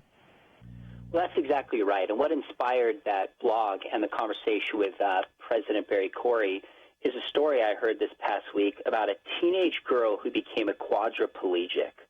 I mean, can you imagine the pain of a teenager with her whole life in front of her? Can't walk, can't use her hands, and was basically is confined to bed all day. Well, rather than dwelling on the question, why did God allow this to happen to me? She asked the question, what can I do about it? Yes. And this teenage girl lies in bed daily, reading the daily news, and finds people who are suffering and hurting, and with a stick in her mouth, types out messages of consolation and encouragement and sympathy to people who are hurting. I mean, can you imagine a teenage girl with that just determination to love other people? So I look at this, I mean, this coronavirus, a lot of people are suffering in a range of ways, and I never would minimize that. But as Christians, we have to ask the question, what can we do about this? How do we practically love our neighbors? How do we love people through social media? How do we take this broken opportunity and redeem it for good? And Barry Corey actually wrote a book called Love Kindness, and in the introduction he says, long before this virus scare, he said, we need to learn how to love people even when disease hits. And I thought, wow, how prophetic. So I'm going to ask him questions. What does this practically look like to love people? And then also just find out what is going on with higher education today, and how can we pray for institutions like Biola that play such an important role today and going forward. Well, that was my next question. Again, you and I kind of think down the same lines, and that is I wanted to know what's happening at Biola and Talbot. You are well aware that, of course, many of these schools have been able to have online courses, and they've had to expand them. But give us an update on what's happening there at the institutions where you teach. Well, I got to tell you, I don't know what this means for questions like enrollment. I'm sure our budget will take a hit, and it's going to be a serious challenge moving forward. I think a lot of people are also realizing, gosh, we can do education from a distance, so they might not want to take on the kind of debt or expense that often goes on campus. I mean, I don't know. I'm not sure anybody knows those questions yet, but I was online last night, 3 hours with one of my classes, and we were talking about socialism and capitalism, and 25 of them are right there, and we were face-to-face and having a conversation, a discussion. And I got done. I thought, gosh, if you do this right, you really can educate from a distance. And I am super proud of our staff at Biola. They have jumped up and just embraced this. And younger faculty, it comes easier to them. Older ones, it's tougher because of the technology. But I am seeing teachers and faculty and staff from the top down, and I'm sure other universities are doing this too, committed to excellence, preaching the gospel, teaching, and just loving students and alumni and beyond through this craziness. You mentioned capitalism and socialism because that's one of the things we're putting on our little flash drive here. First of all, I've written a booklet on capitalism and socialism, so that's on the flash drive. We have, of course, an interview that we did with Jay Richards, who did a debate with a socialist on capitalism and socialism. We have some articles from one of our issues on answering the criticisms of capitalism, what some of the issues of socialism are, and so many others. So again, one of the reasons we've been trying to make this available to our listeners is because even if they've been loyal listeners, they would love to have some of this material. And you know as well as I do that the younger you are, the more likely you are to accept socialism. And so that's one of the things that excites me about the work that you're doing, is you're taking on all sorts of different issues, not just the standard apologetic issues, but what we might call the cultural issues as well. And that's why we just so value the input that you give to us every single time we have you on Point of View. Well, I really appreciate you saying that. I found with this generation that the core apologetic issues, does God exist? Is Jesus God? Is the Bible true? Why does God allow evil? These are important classic issues, but for many students today in Gen Z, it's really the cultural issues. Yes. Questions about race, questions about socialism, LGBTQ questions, and the church absolutely must navigate these and give kids the confidence that the biblical position is not only true, but it's good. Let me also just mention one book that I think very highly of, So the Next Generation Will Know, because this is really helpful for Generation Z. And even later this week, we'll have our Millennial Roundtable again. And now we're kind of expanding it to Gen Y and Gen Z. But just before we run out of time, I thought, Sean, you might speak to our listeners for just a minute, because we do, during Truth Team, encourage people to support this ministry. And I know that you have been quite willing to tell some of our listeners why they should support Point of View. Well, I have, and let me say here's why. I work with this generation, and this generation of Gen Zers, young people, have more questions because of a smartphone than I think any generation before. It's not enough to just send them to Bible studies and worship and camp, as important as that is. This is a generation that needs to learn how to navigate culture. And Kerby, what you and the crew at Point of View are doing is so important, providing a daily, consistent, thoughtful, biblical approach. And I know people are suffering now, but what you're doing is the kind of ministry that must keep going and even flourish during this time. So I would humbly encourage people, if they're able to reach out and support the ministry of what you're doing. Just before I let you go, let's talk about how people can connect up with you, because this particular blog post tells us that tomorrow night, if people would like to listen in, they can do so. So give us some of the details.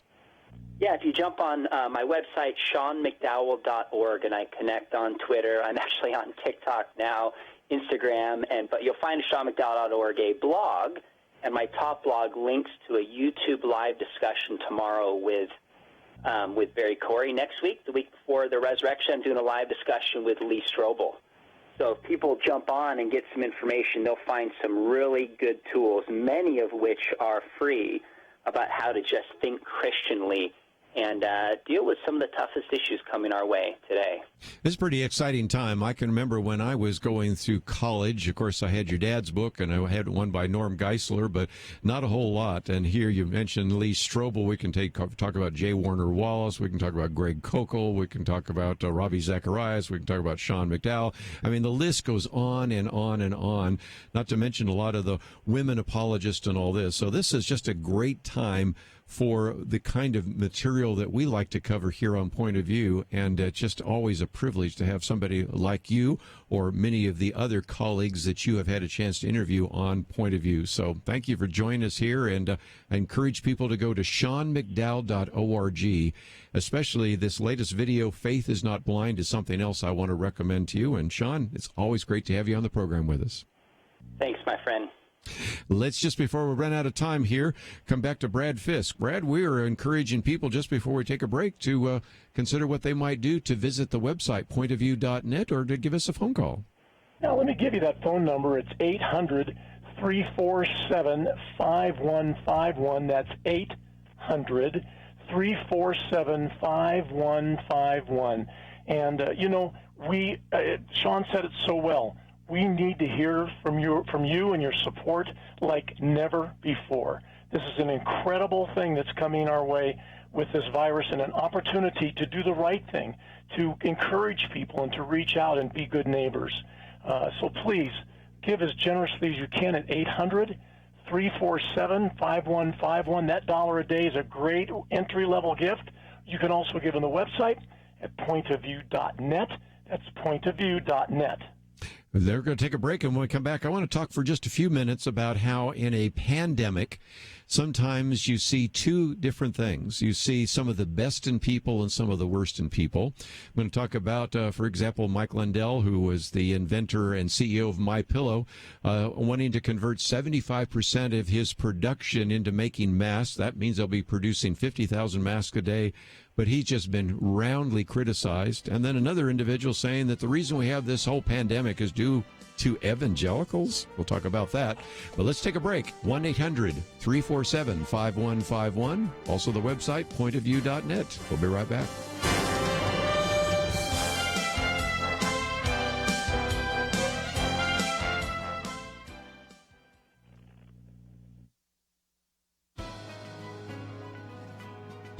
Welcome to the First Liberty Briefing. I'm Jeremy Dice.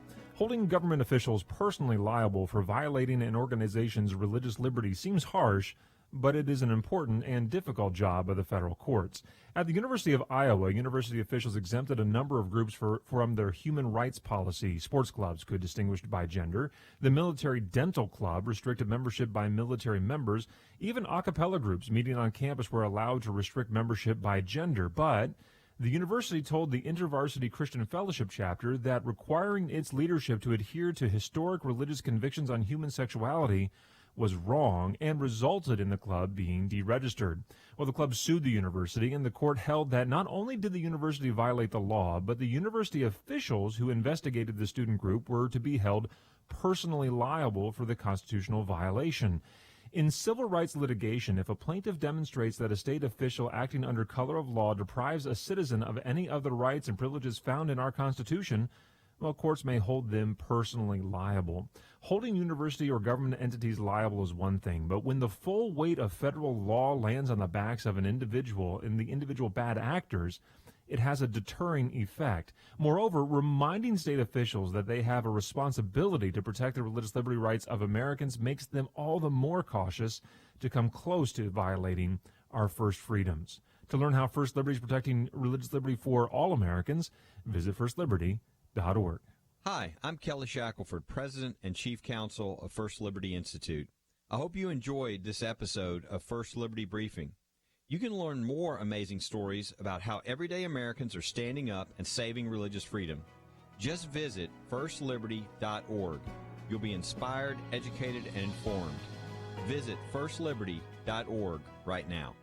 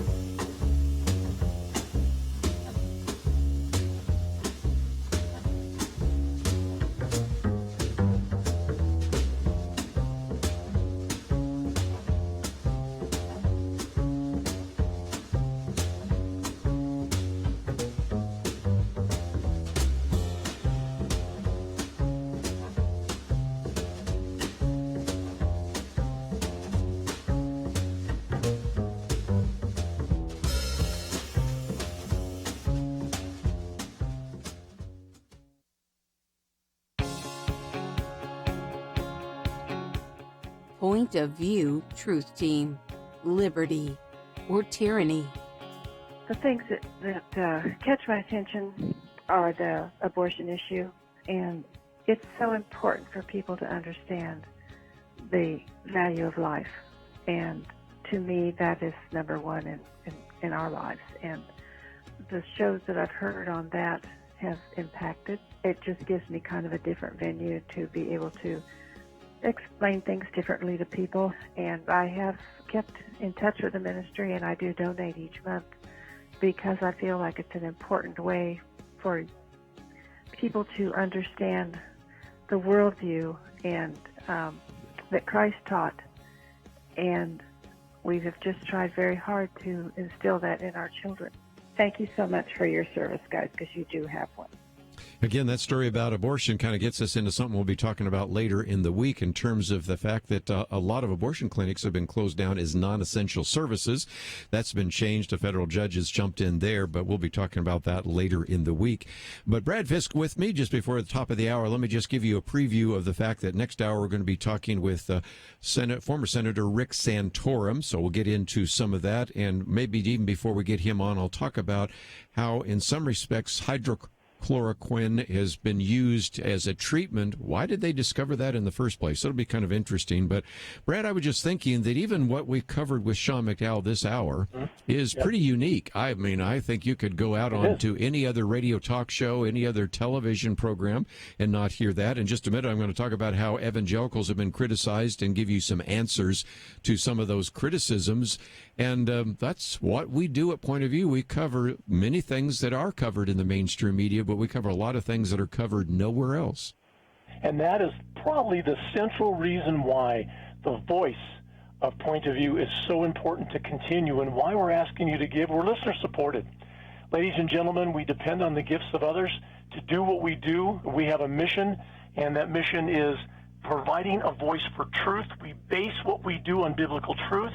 And you know what? We're talking about change lives. We're talking about changing the culture toward a biblical model than ever before. Many times we feel alone, but we know we're never alone because the Lord is with us. And you can give right now at 800-347-5151. Do you believe this voice should continue? Do you believe it's important to talk about biblical truth in our culture? 800-347-5151,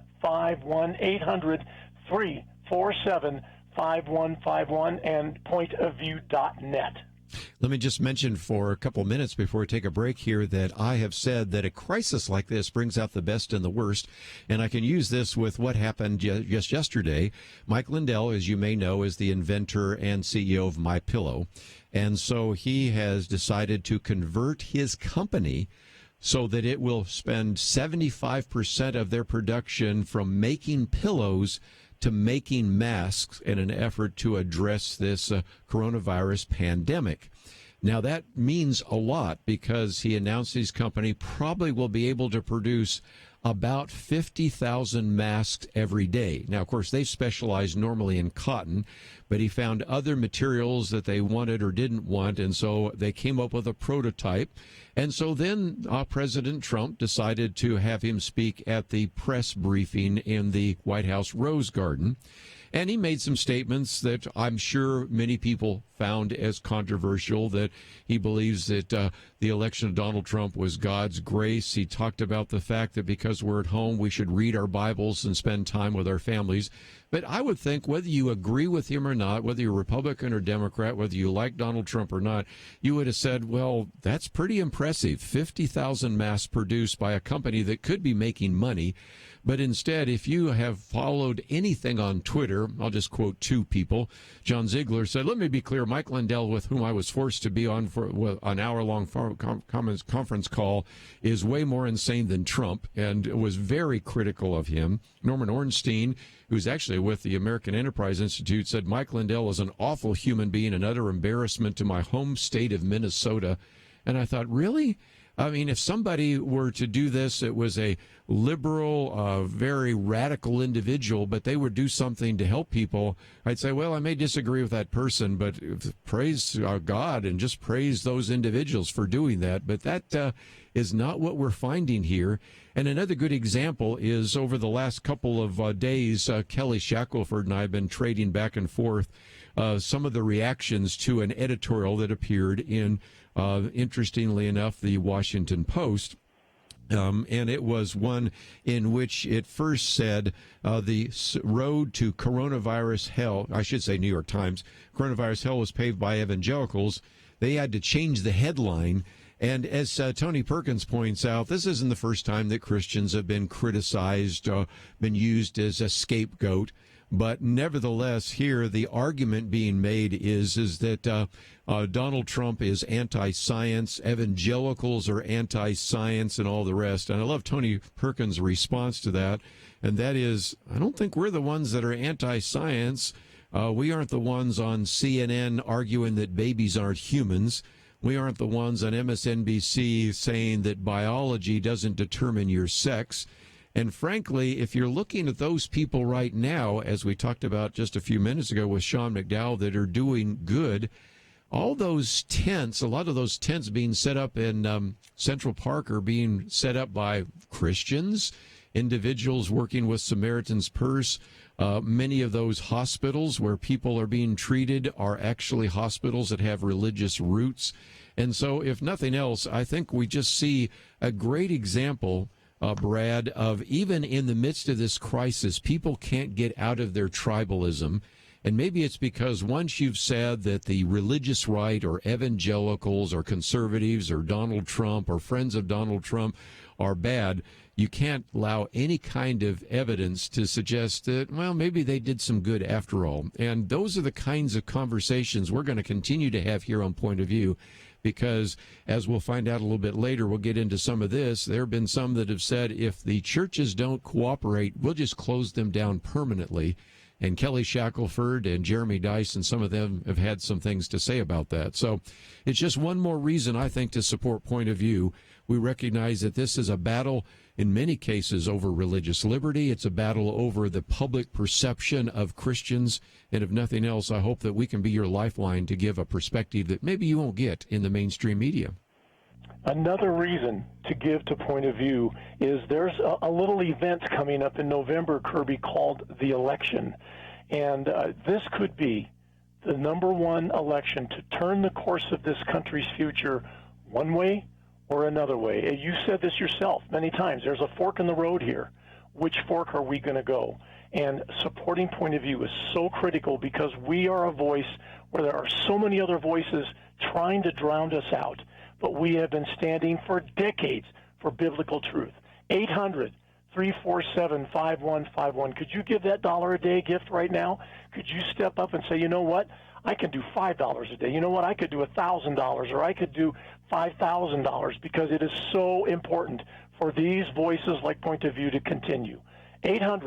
800-347-5151. We'll take your call. You don't have to have the money in hand right now. It's a pledge for the future. 800-347-5151. And there's a website, pointofview.net. Pointofview.net. Kerby? Well, this would be a perfect time for you to give us a phone call. When we come back, we're going to talk about the religious liberty issue because Bill de Blasio threatens to permanently close churches and synagogues if they meet during the coronavirus. And so Jeremy Dice and our friends at First Liberty have some comments about that. We have a good update on coronavirus treatment and some of those things. So you don't want to miss that, especially our conversation with former Senator Rick Santorum. So as we go to a very extended break, this would be a great time for you to give us a call. 800-347-5151. We have staff in their homes waiting for your phone call. 1-800-347-5151. What I'm about to say is not for everyone. If you've lost a job and wondering how you're going to provide for yourself and your family, it's not for you. Our prayers are with you. If you're one of our generous donors whose business has been hit hard by the current struggles, it's probably not for you. In recent days, we've seen so many victories for liberty, but those who value power above all else do not sleep during a crisis. They try to take advantage of it. You can help ensure that Point of View Radio is here as a source of good information and solid practical help in a time of great need. If you can, stand with us by visiting pointofview.net/team. There you can read all about the benefits, whether you can give monthly or as a special investment at this critical time. Pointofview.net/team. During this difficult moment, let's make sure liberty wins. If you prefer to give by phone, please be patient. You can imagine things are a bit more challenged than usual. 1-800-347-5151. 800-347-5151. Or again online, pointofview.net/team. Point of View will continue after this.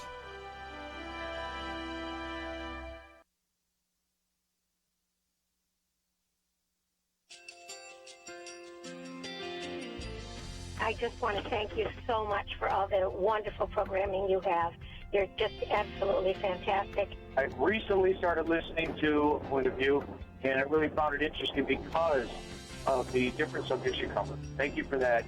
I really appreciate everything that you do in keeping us informed. Thank you, Kerby, for everything that you have been doing. I appreciate all the work that you're doing, advocating for the Word of God. Thank you so much.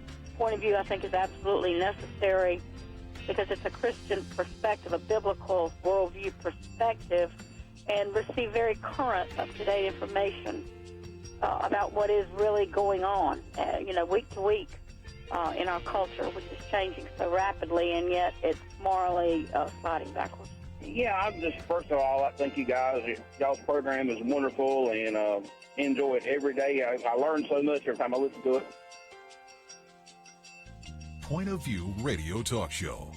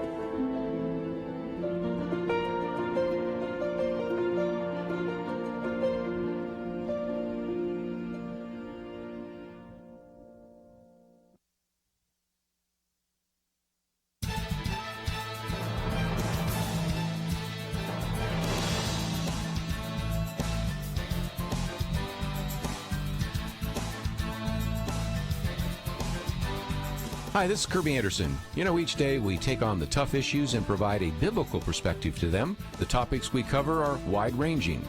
Apologetics, theology, prophecy, creation and evolution, intelligent design, marriage, family, child-rearing, the millennial generation, trends in society, politics, economics, business, religious liberty, the Constitution, public policy, foreign policy, military policy, tensions in the Middle East, abortion, homosexuality, pornography, sexual ethics, media, technology, history, and America's godly heritage.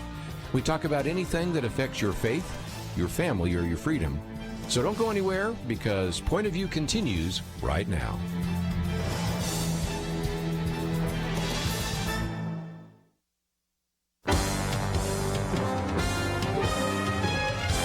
Across America, live. This is Point of View.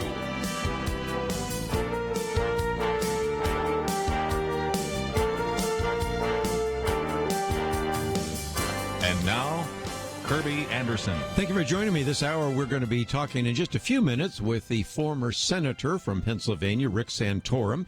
We'll be talking about some of the political issues, as well as, of course, he established with his wife Patriot Voices. We'll talk about what Campaign 2020 looks like, but he has some comments about coronavirus and others, and certainly we will get into that with him in just a few minutes. Brad Fisk joining me as well, but let me just take on a couple of other issues. We've posted an article about the math models and common sense, and we may now have maybe better news about some of this.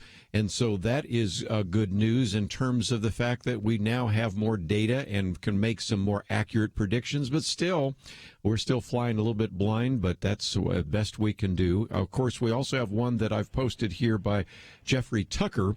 We were wrong, and it turns out that he is perhaps more critical of some of those models as well.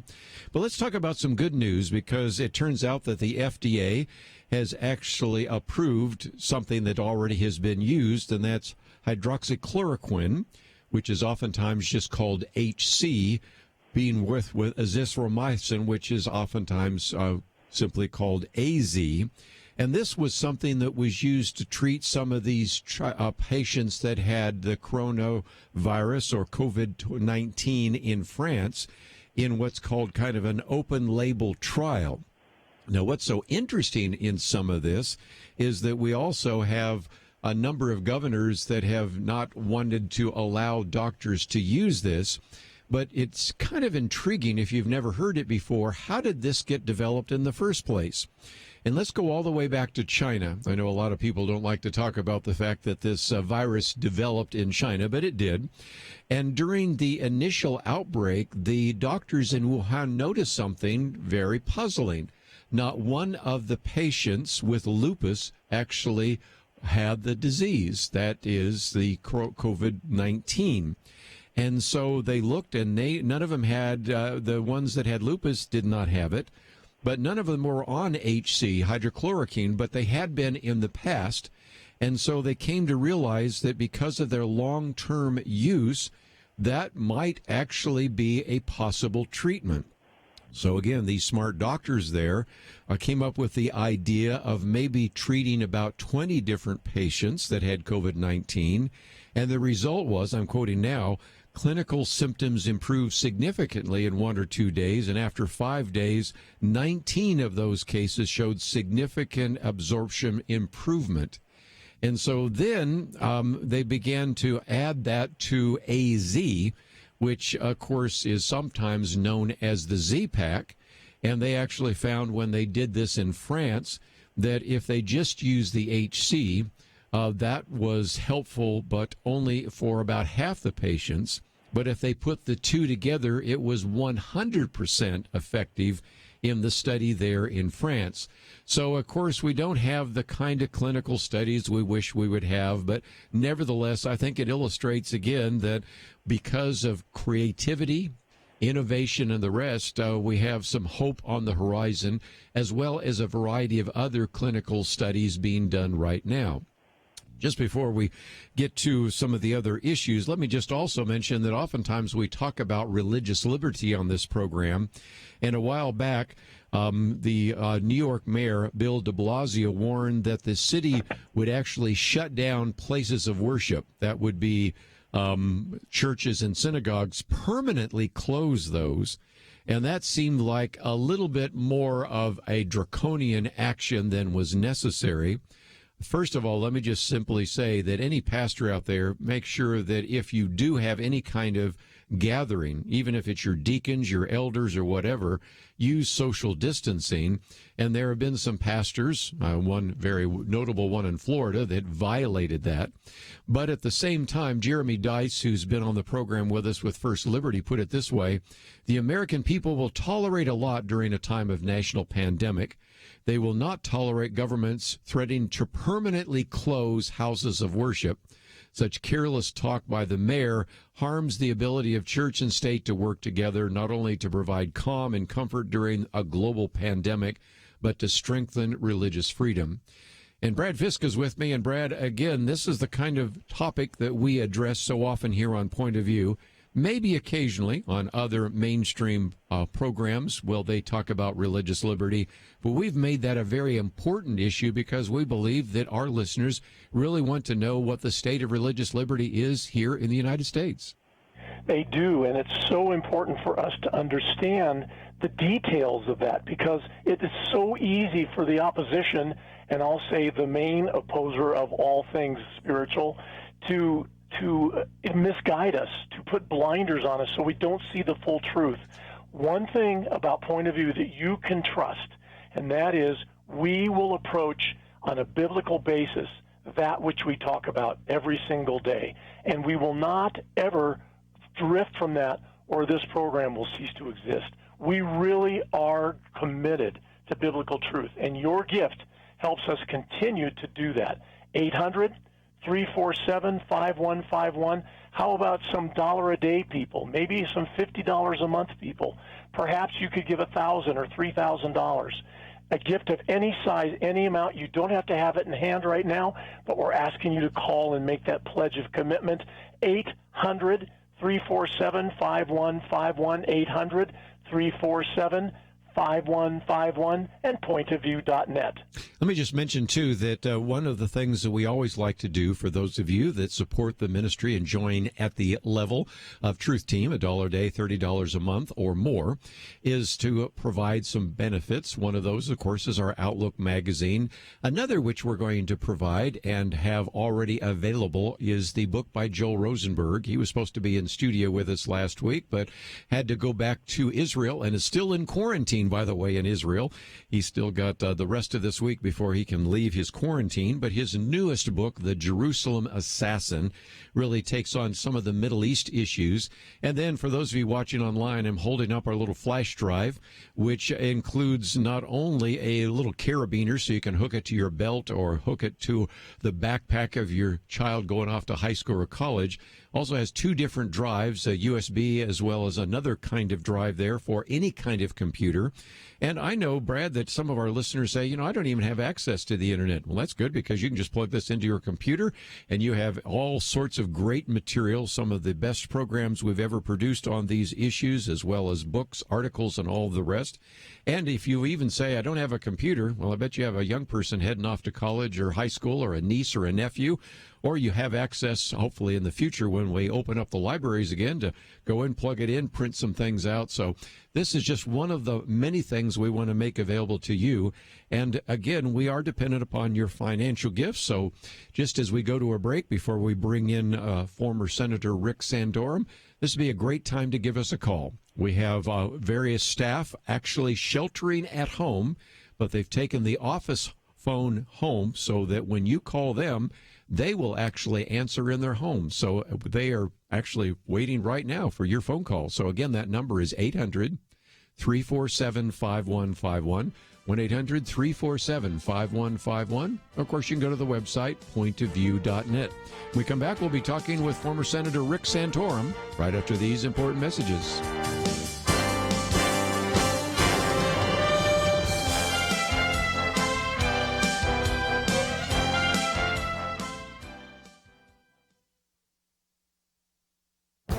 This is Viewpoints with Kerby Anderson.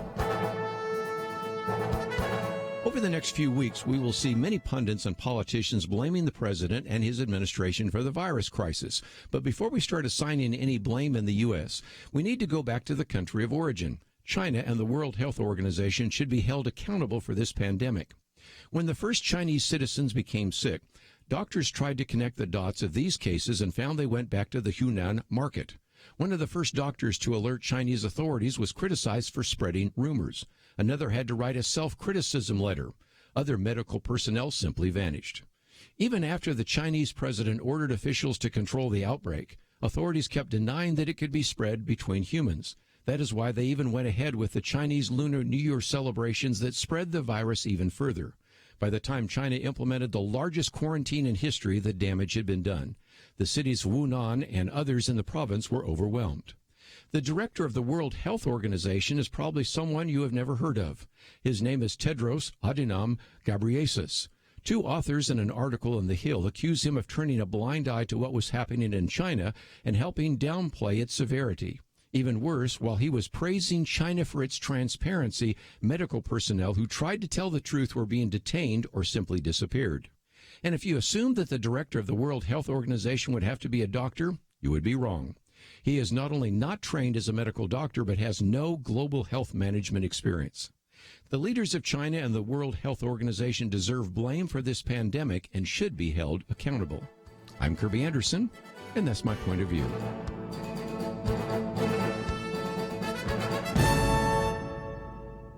Take Kerby and the Point of View team with you on the go with the Point of View app. Search for Point of View Radio at the Apple or Google Play stores.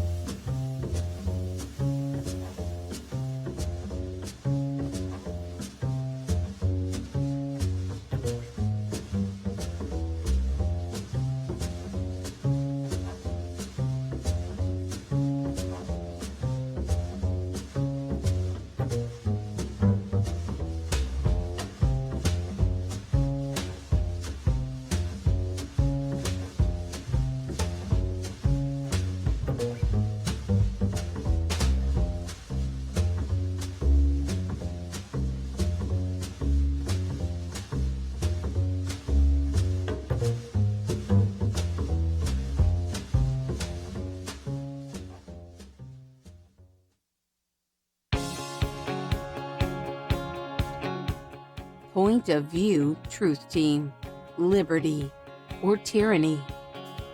Our Truth Team weekend, now we have an opportunity to talk with former Senator Rick Santorum.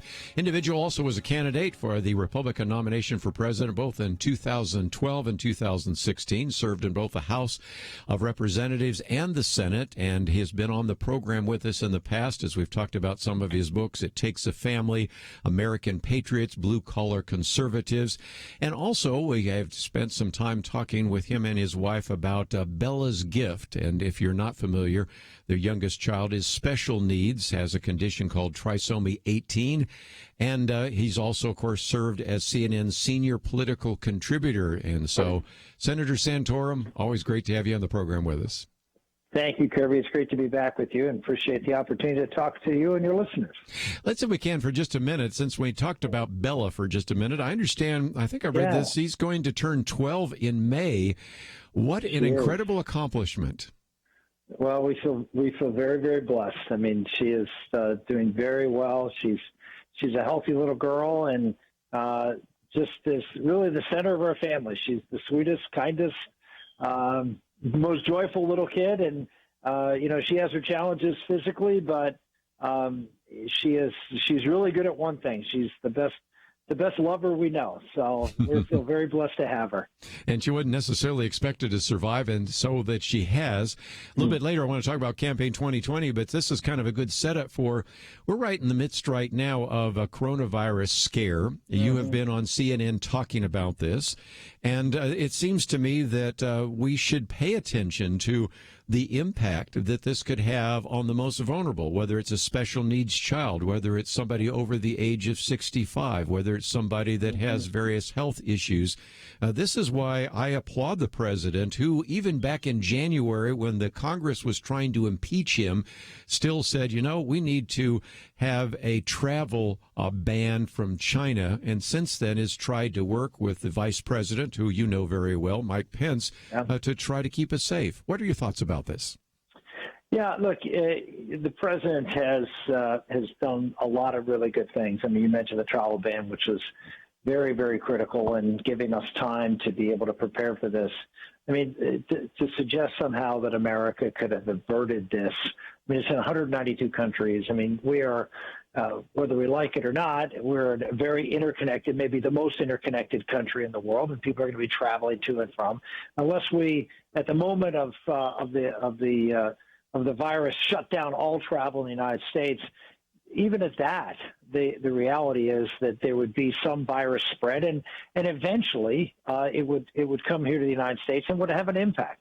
So I think the president's actually handled it, very well. He contained it, and now we're trying to deal with dealing with the spread and with trying to respond to it. And look, the rate of growth in cases, I know it sounds like a lot. It is a lot. But the reality is that we have a healthcare system at this point that's been able to meet it, and we're going to see hotspots come and go. And the president has been very clear. We're going to respond when that happens. And in the meantime, let's just keep the overall rate down.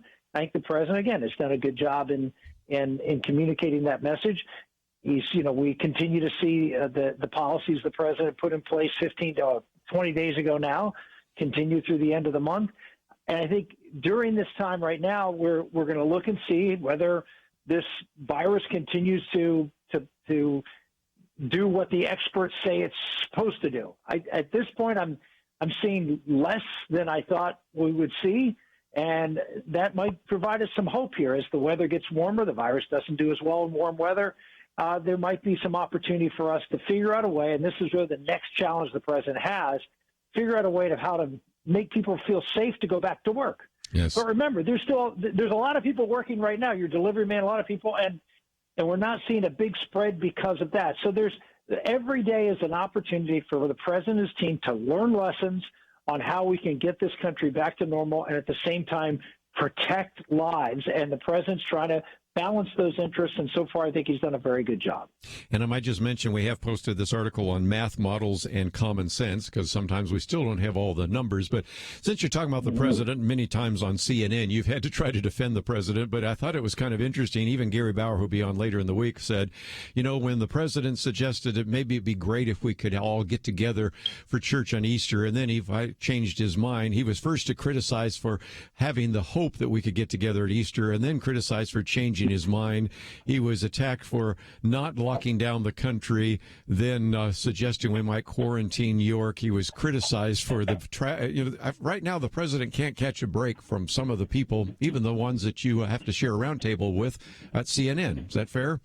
Well, yeah, that's more than fair. I mean, the reality is that some networks, and unfortunately including CNN, have not been particularly kind to the president, and I think that's unfortunate. I really wish that the media, and I watch these daily briefings, and it's to see the hostility of the media. I get it. I understand the president gets under their skin, and I understand he's got a contentious relationship with the media, and I understand the media has a job to do, but the media's job is not to pick the president apart and to try to get under the president's skin at a time when the country needs a little bit more calm and confidence. I mean, I think people underestimate how much this has, been a blow to the American psyche, and how people are really struggling through this, not just financially and economically, but also just from this lack of social interaction and just the fear that people have.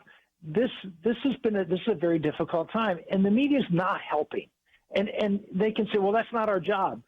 Well, yeah, you're Americans. Yeah, it is your job.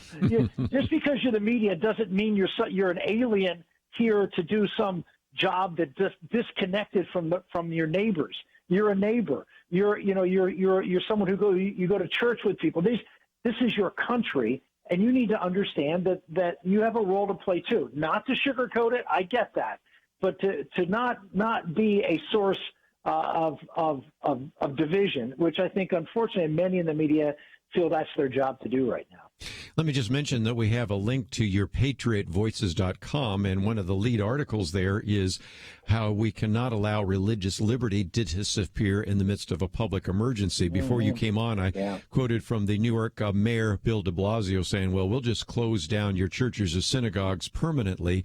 And you've been looking at this not just nationally, but internationally as well. And as awful as this pandemic is, it cannot be used to limit religious liberty, can it? No, I mean, look, there's legitimate reasons, certainly in many areas of the country, not all, but in many areas of the country, for religious services to be curtailed from a public health point of view. I understand that. I get that. And it's for a limited period of time. That doesn't mean churches shouldn't be allowed open.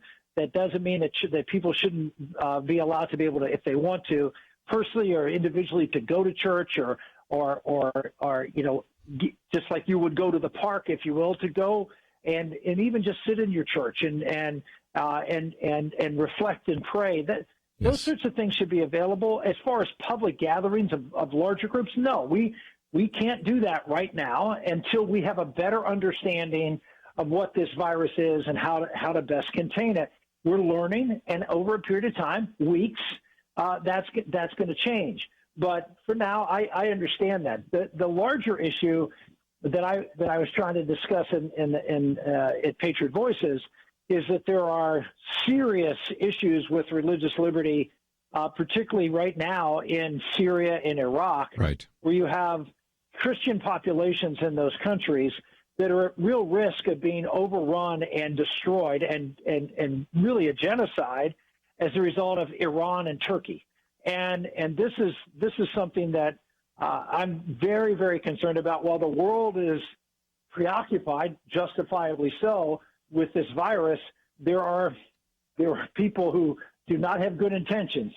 People who are, in particular, I talk about Erdogan from Turkey, who sees this as an opportunity while the world is looking other places to do something really horrific. And we want to bring that to the attention of the American public at Patriot Voices, and we're certainly bringing it the attention of the religious community, of the Christian community, and trying to make sure that Secretary Pompeo and the President realize that there are things that they have to pay attention to during this critical time to protect these religious minorities. Very good. Brad Fisk with me. And Brad, as we go to a break, this would be a great time as people are hearing things they would hear probably nowhere else to support Point of View.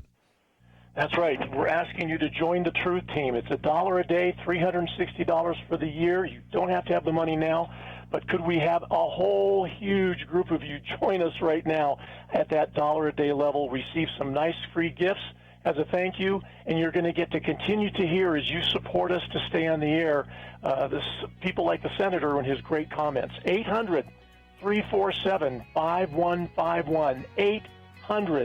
800-347-5151. You can also give at the net, pointofview.net. I don't know about you, but I'm having trouble keeping track of what day it is. But here's what I do know. This week is very important in keeping good information flowing in the fight for liberty against tyranny. And the days are going by quickly. Again, if you've lost a job recently or your business has been hit hard, this is not for you. We're praying that God provides for you and has mercy to get things back to a sense of normal. But if you can, your investment today can help us preserve recent gains and stand tall against those who would try to use this crisis to advance their agenda. We need to hear from you right now. Monthly support is a lifeblood for us, but whether you can give monthly or make a special gift, please give right now. All the details are online at pointofview.net/team. And if you haven't been there lately or ever,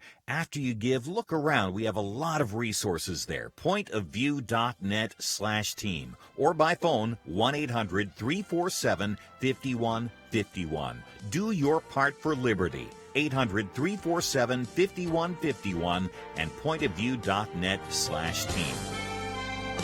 Point of View will continue after this.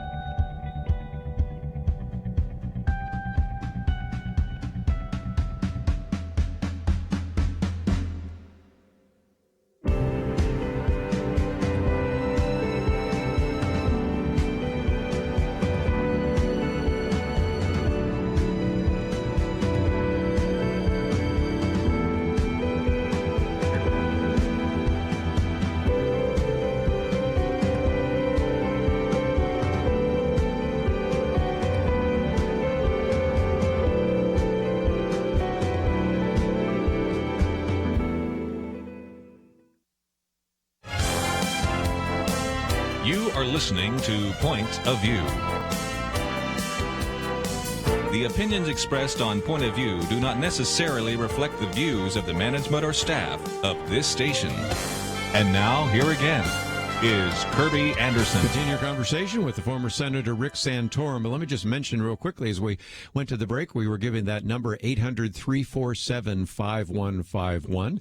800-347-5151. During our Truth Team Week, we are encouraging you to consider what you might do to support this ministry.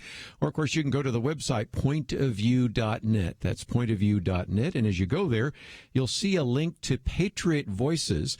And Rick Santorum, let's talk about that for just a minute, because I know that we have listeners in about 42 different states. And as a result, they may say, I'd really like to join with an organization that's pro-family, pro-life, really talking about the same kind of issues, including religious liberty issues and family issues that we're concerned about. So they can actually sign up to get an email from you, and you also use that as a way in which they can contact their members of Congress, don't you?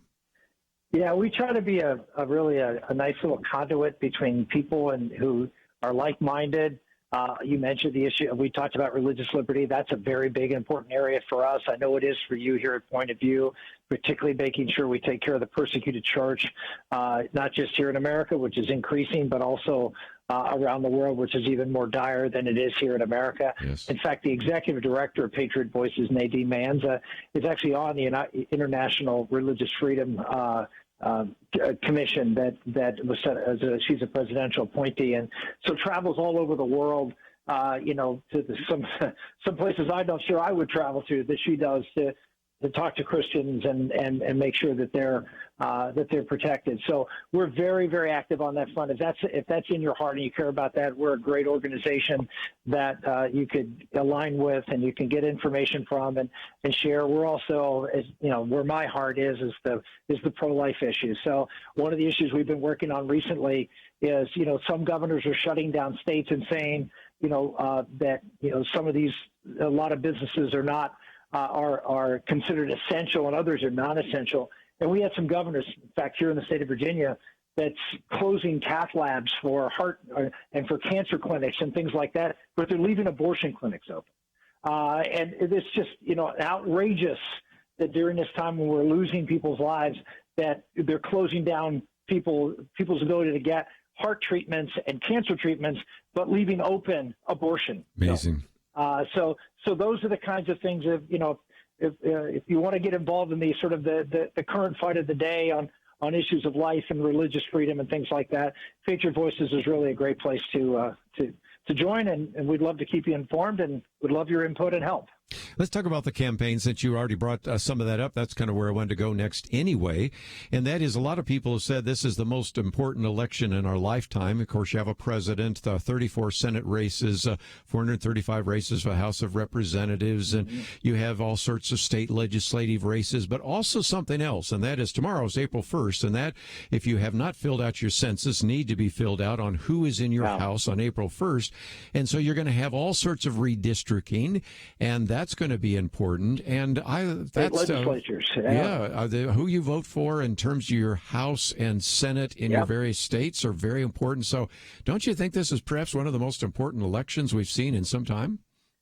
Well, there's no question. I mean, if you look at what happened over the last decade, the fact that in the 2010 election, if you remember the 2010 election, that was a big Republican election. That was the midterm of President Obama's term. He had just forced through the Congress Obamacare, and the Tea Party movement was alive and well, and as a result, we had a huge Republican sweep up and down the ballot. Well, that changed the Congress, changed the House and Senate, but as important as anything, it changed the state legislators and governors, and as a result of that, the redistricting maps were actually much more favorable. It swings back and forth depending on who controls, as our founders intended it to be. But in this case, we had a Republican sweep, and that really kept the Congress in Republican hands for quite some time, even in some, in spite of some not so great elections.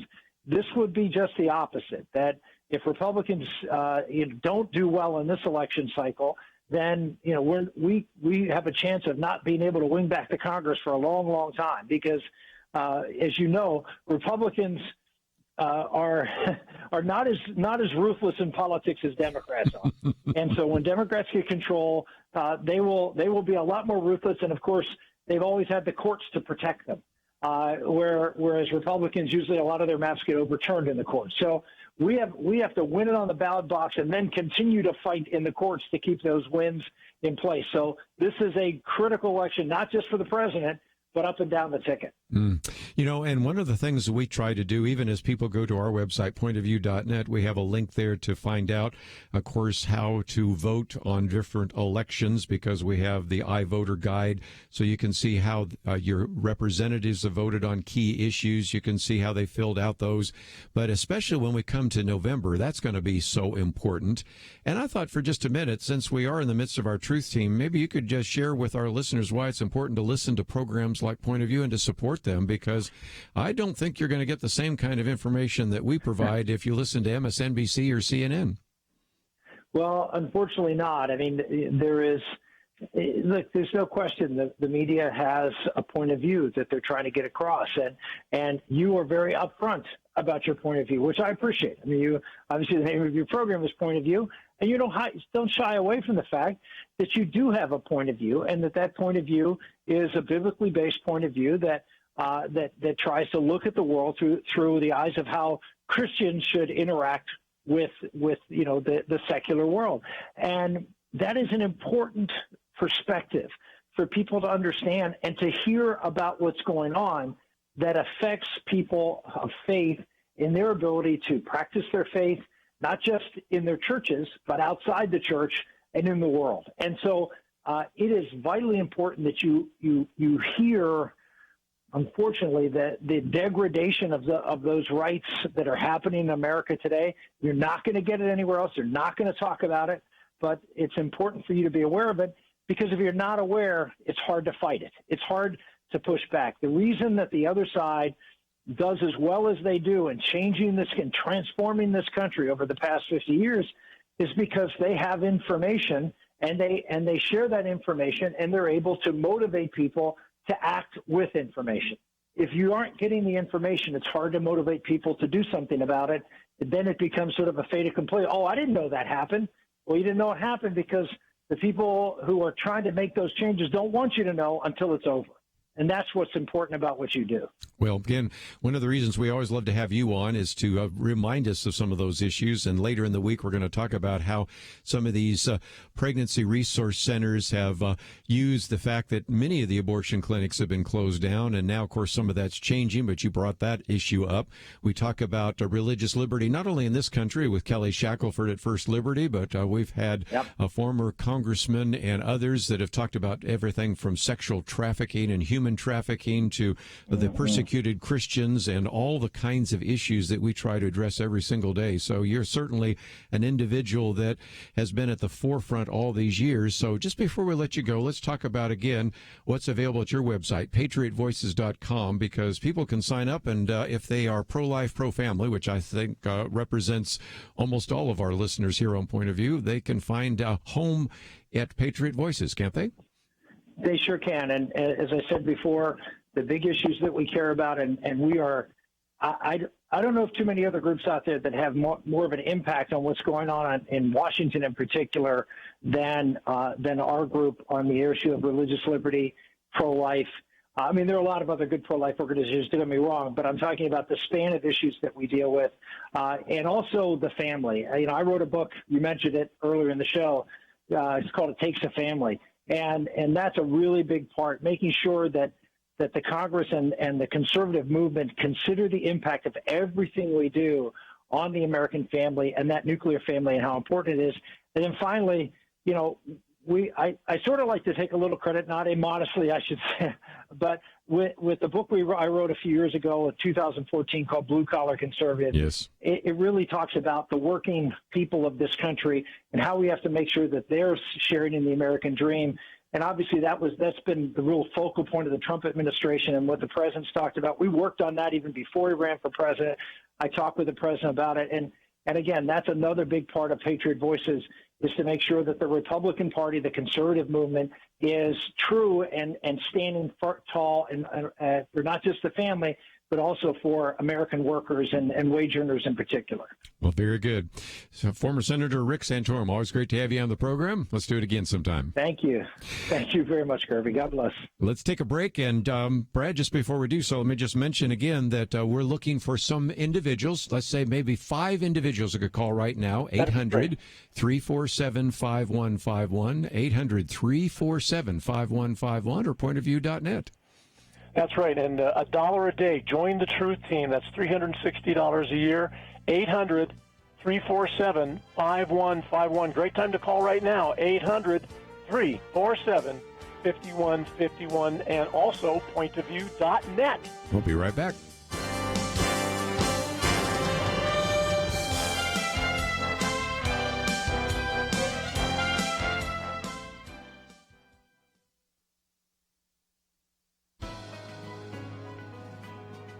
Welcome to the First Liberty Briefing. I'm Jeremy Dice. Holding government officials personally liable for violating an organization's religious liberty seems harsh, but it is an important and difficult job of the federal courts. At the University of Iowa, university officials exempted a number of groups from their human rights policy. Sports clubs could distinguish by gender. The Military Dental Club restricted membership by military members. Even a cappella groups meeting on campus were allowed to restrict membership by gender, but the university told the InterVarsity Christian Fellowship chapter that requiring its leadership to adhere to historic religious convictions on human sexuality was wrong and resulted in the club being deregistered. Well, the club sued the university, and the court held that not only did the university violate the law, but the university officials who investigated the student group were to be held personally liable for the constitutional violation. In civil rights litigation, if a plaintiff demonstrates that a state official acting under color of law deprives a citizen of any of the rights and privileges found in our Constitution, well, courts may hold them personally liable. Holding university or government entities liable is one thing, but when the full weight of federal law lands on the backs of an individual and the individual bad actors, it has a deterring effect. Moreover, reminding state officials that they have a responsibility to protect the religious liberty rights of Americans makes them all the more cautious to come close to violating our first freedoms. To learn how First Liberty is protecting religious liberty for all Americans, visit firstliberty.org. Hi, I'm Kelly Shackelford, President and Chief Counsel of First Liberty Institute. I hope you enjoyed this episode of First Liberty Briefing. You can learn more amazing stories about how everyday Americans are standing up and saving religious freedom. Just visit firstliberty.org. You'll be inspired, educated, and informed. Visit firstliberty.org right now.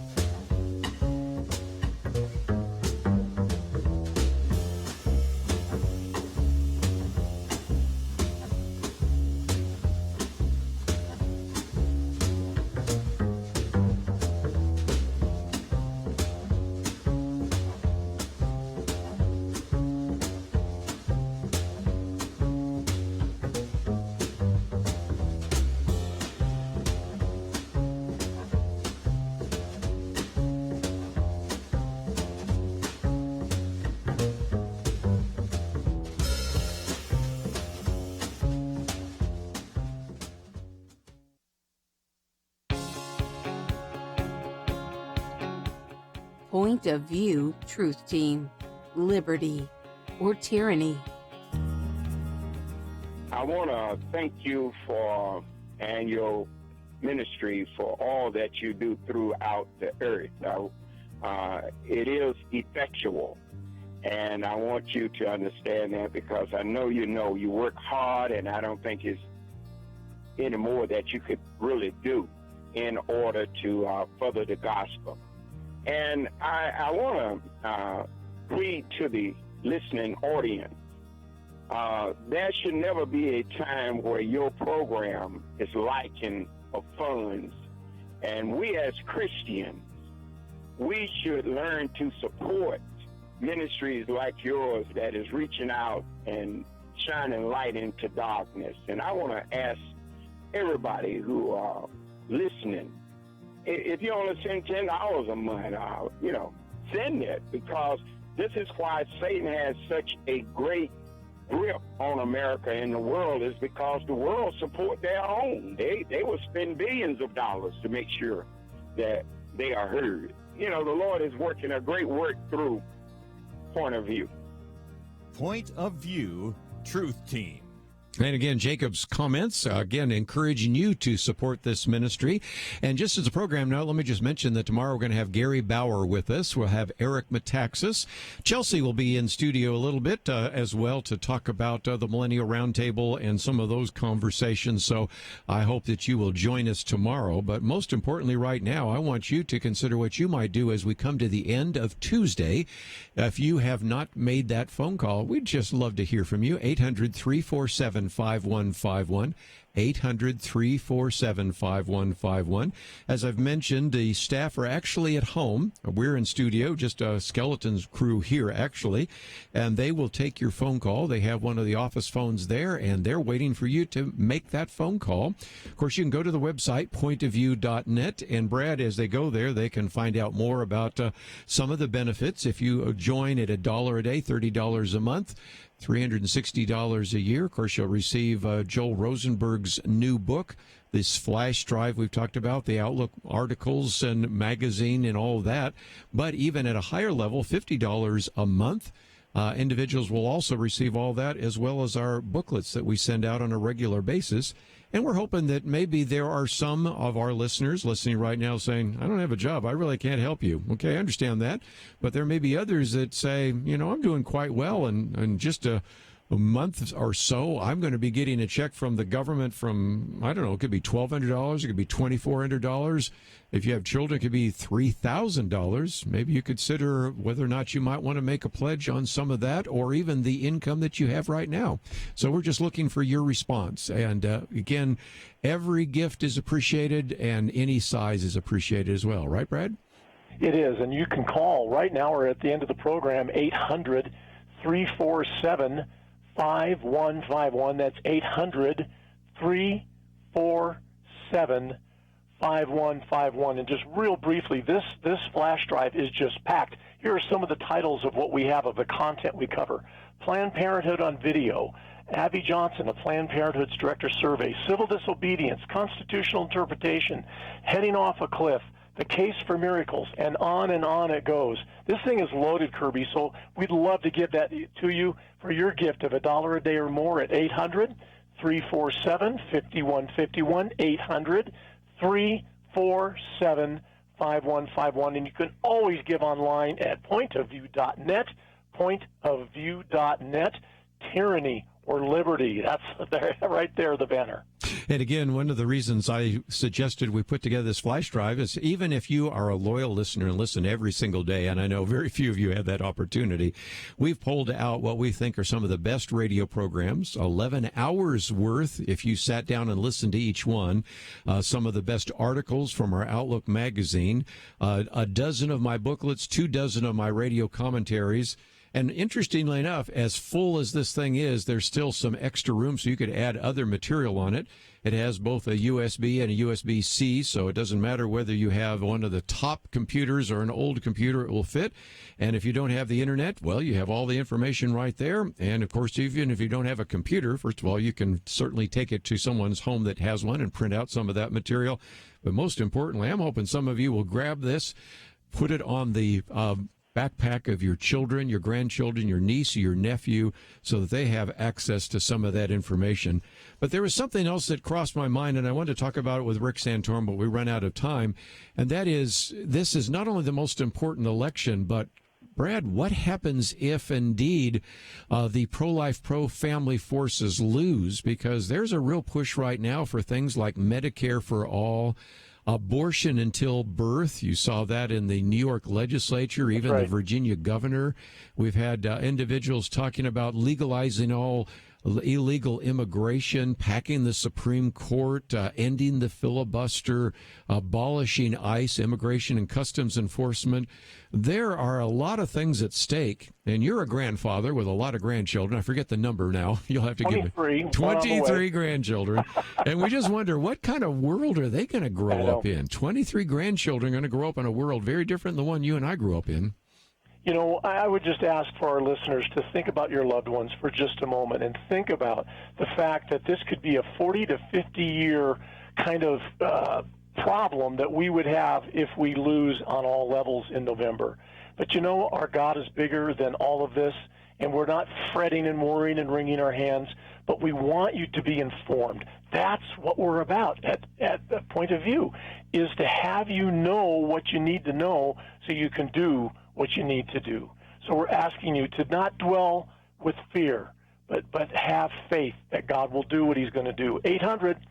800-347-5151, 800-347-5151, or you can go to pointofview.net. Kerby? Let me just mention that we will have Gary Bauer with us tomorrow, and if you haven't received Gary Bauer's end-of-day report, he's been documenting some of this, so he's going to give you a little bit of the inside look at what is happening, and also maybe pointing out some of the inconsistencies and even the hypocrisy of how, if indeed previous people in the media dealt with maybe the previous president compared to how they cover this one. We'll get into that. Eric Metaxas, of course, is in New York City, so he'll give us an on-the-spot look there. The other day, he put a video out where he's walking up and down the streets in New York, and I said, I've never seen that, even at 2 in the morning. So, again, some great opportunities to hear from them.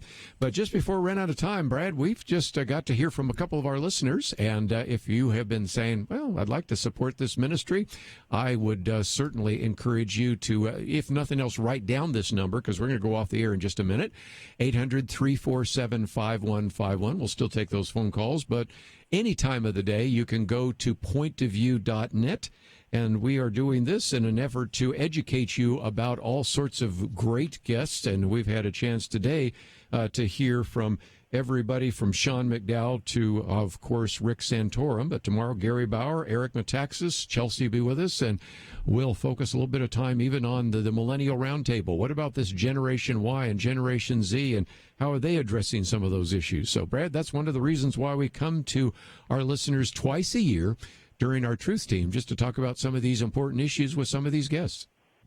We are listener-supported, ladies and gentlemen, and we rely on your support to help us stand tall. Our voice needs to be magnified, not eliminated, and we're asking for your help to see that that does not happen. So give us a call, won't you?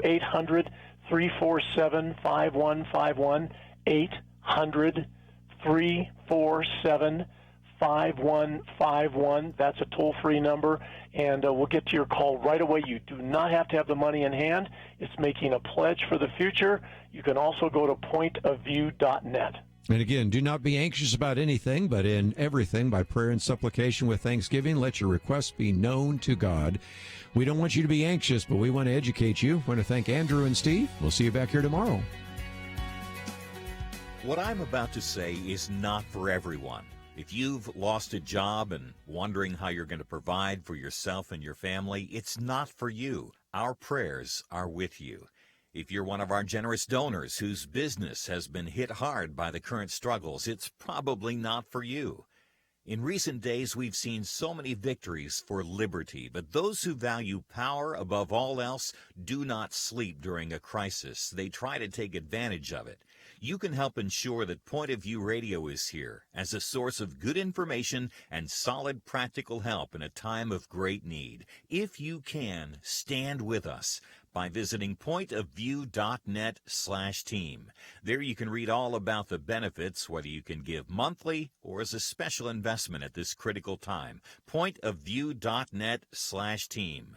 During this difficult moment, let's make sure liberty wins. If you prefer to give by phone, please be patient. You can imagine things are a bit more challenged than usual. 1-800-347-5151. 800-347-5151. Or again online, pointofview.net/team. Point of View is produced by Point of View Ministries.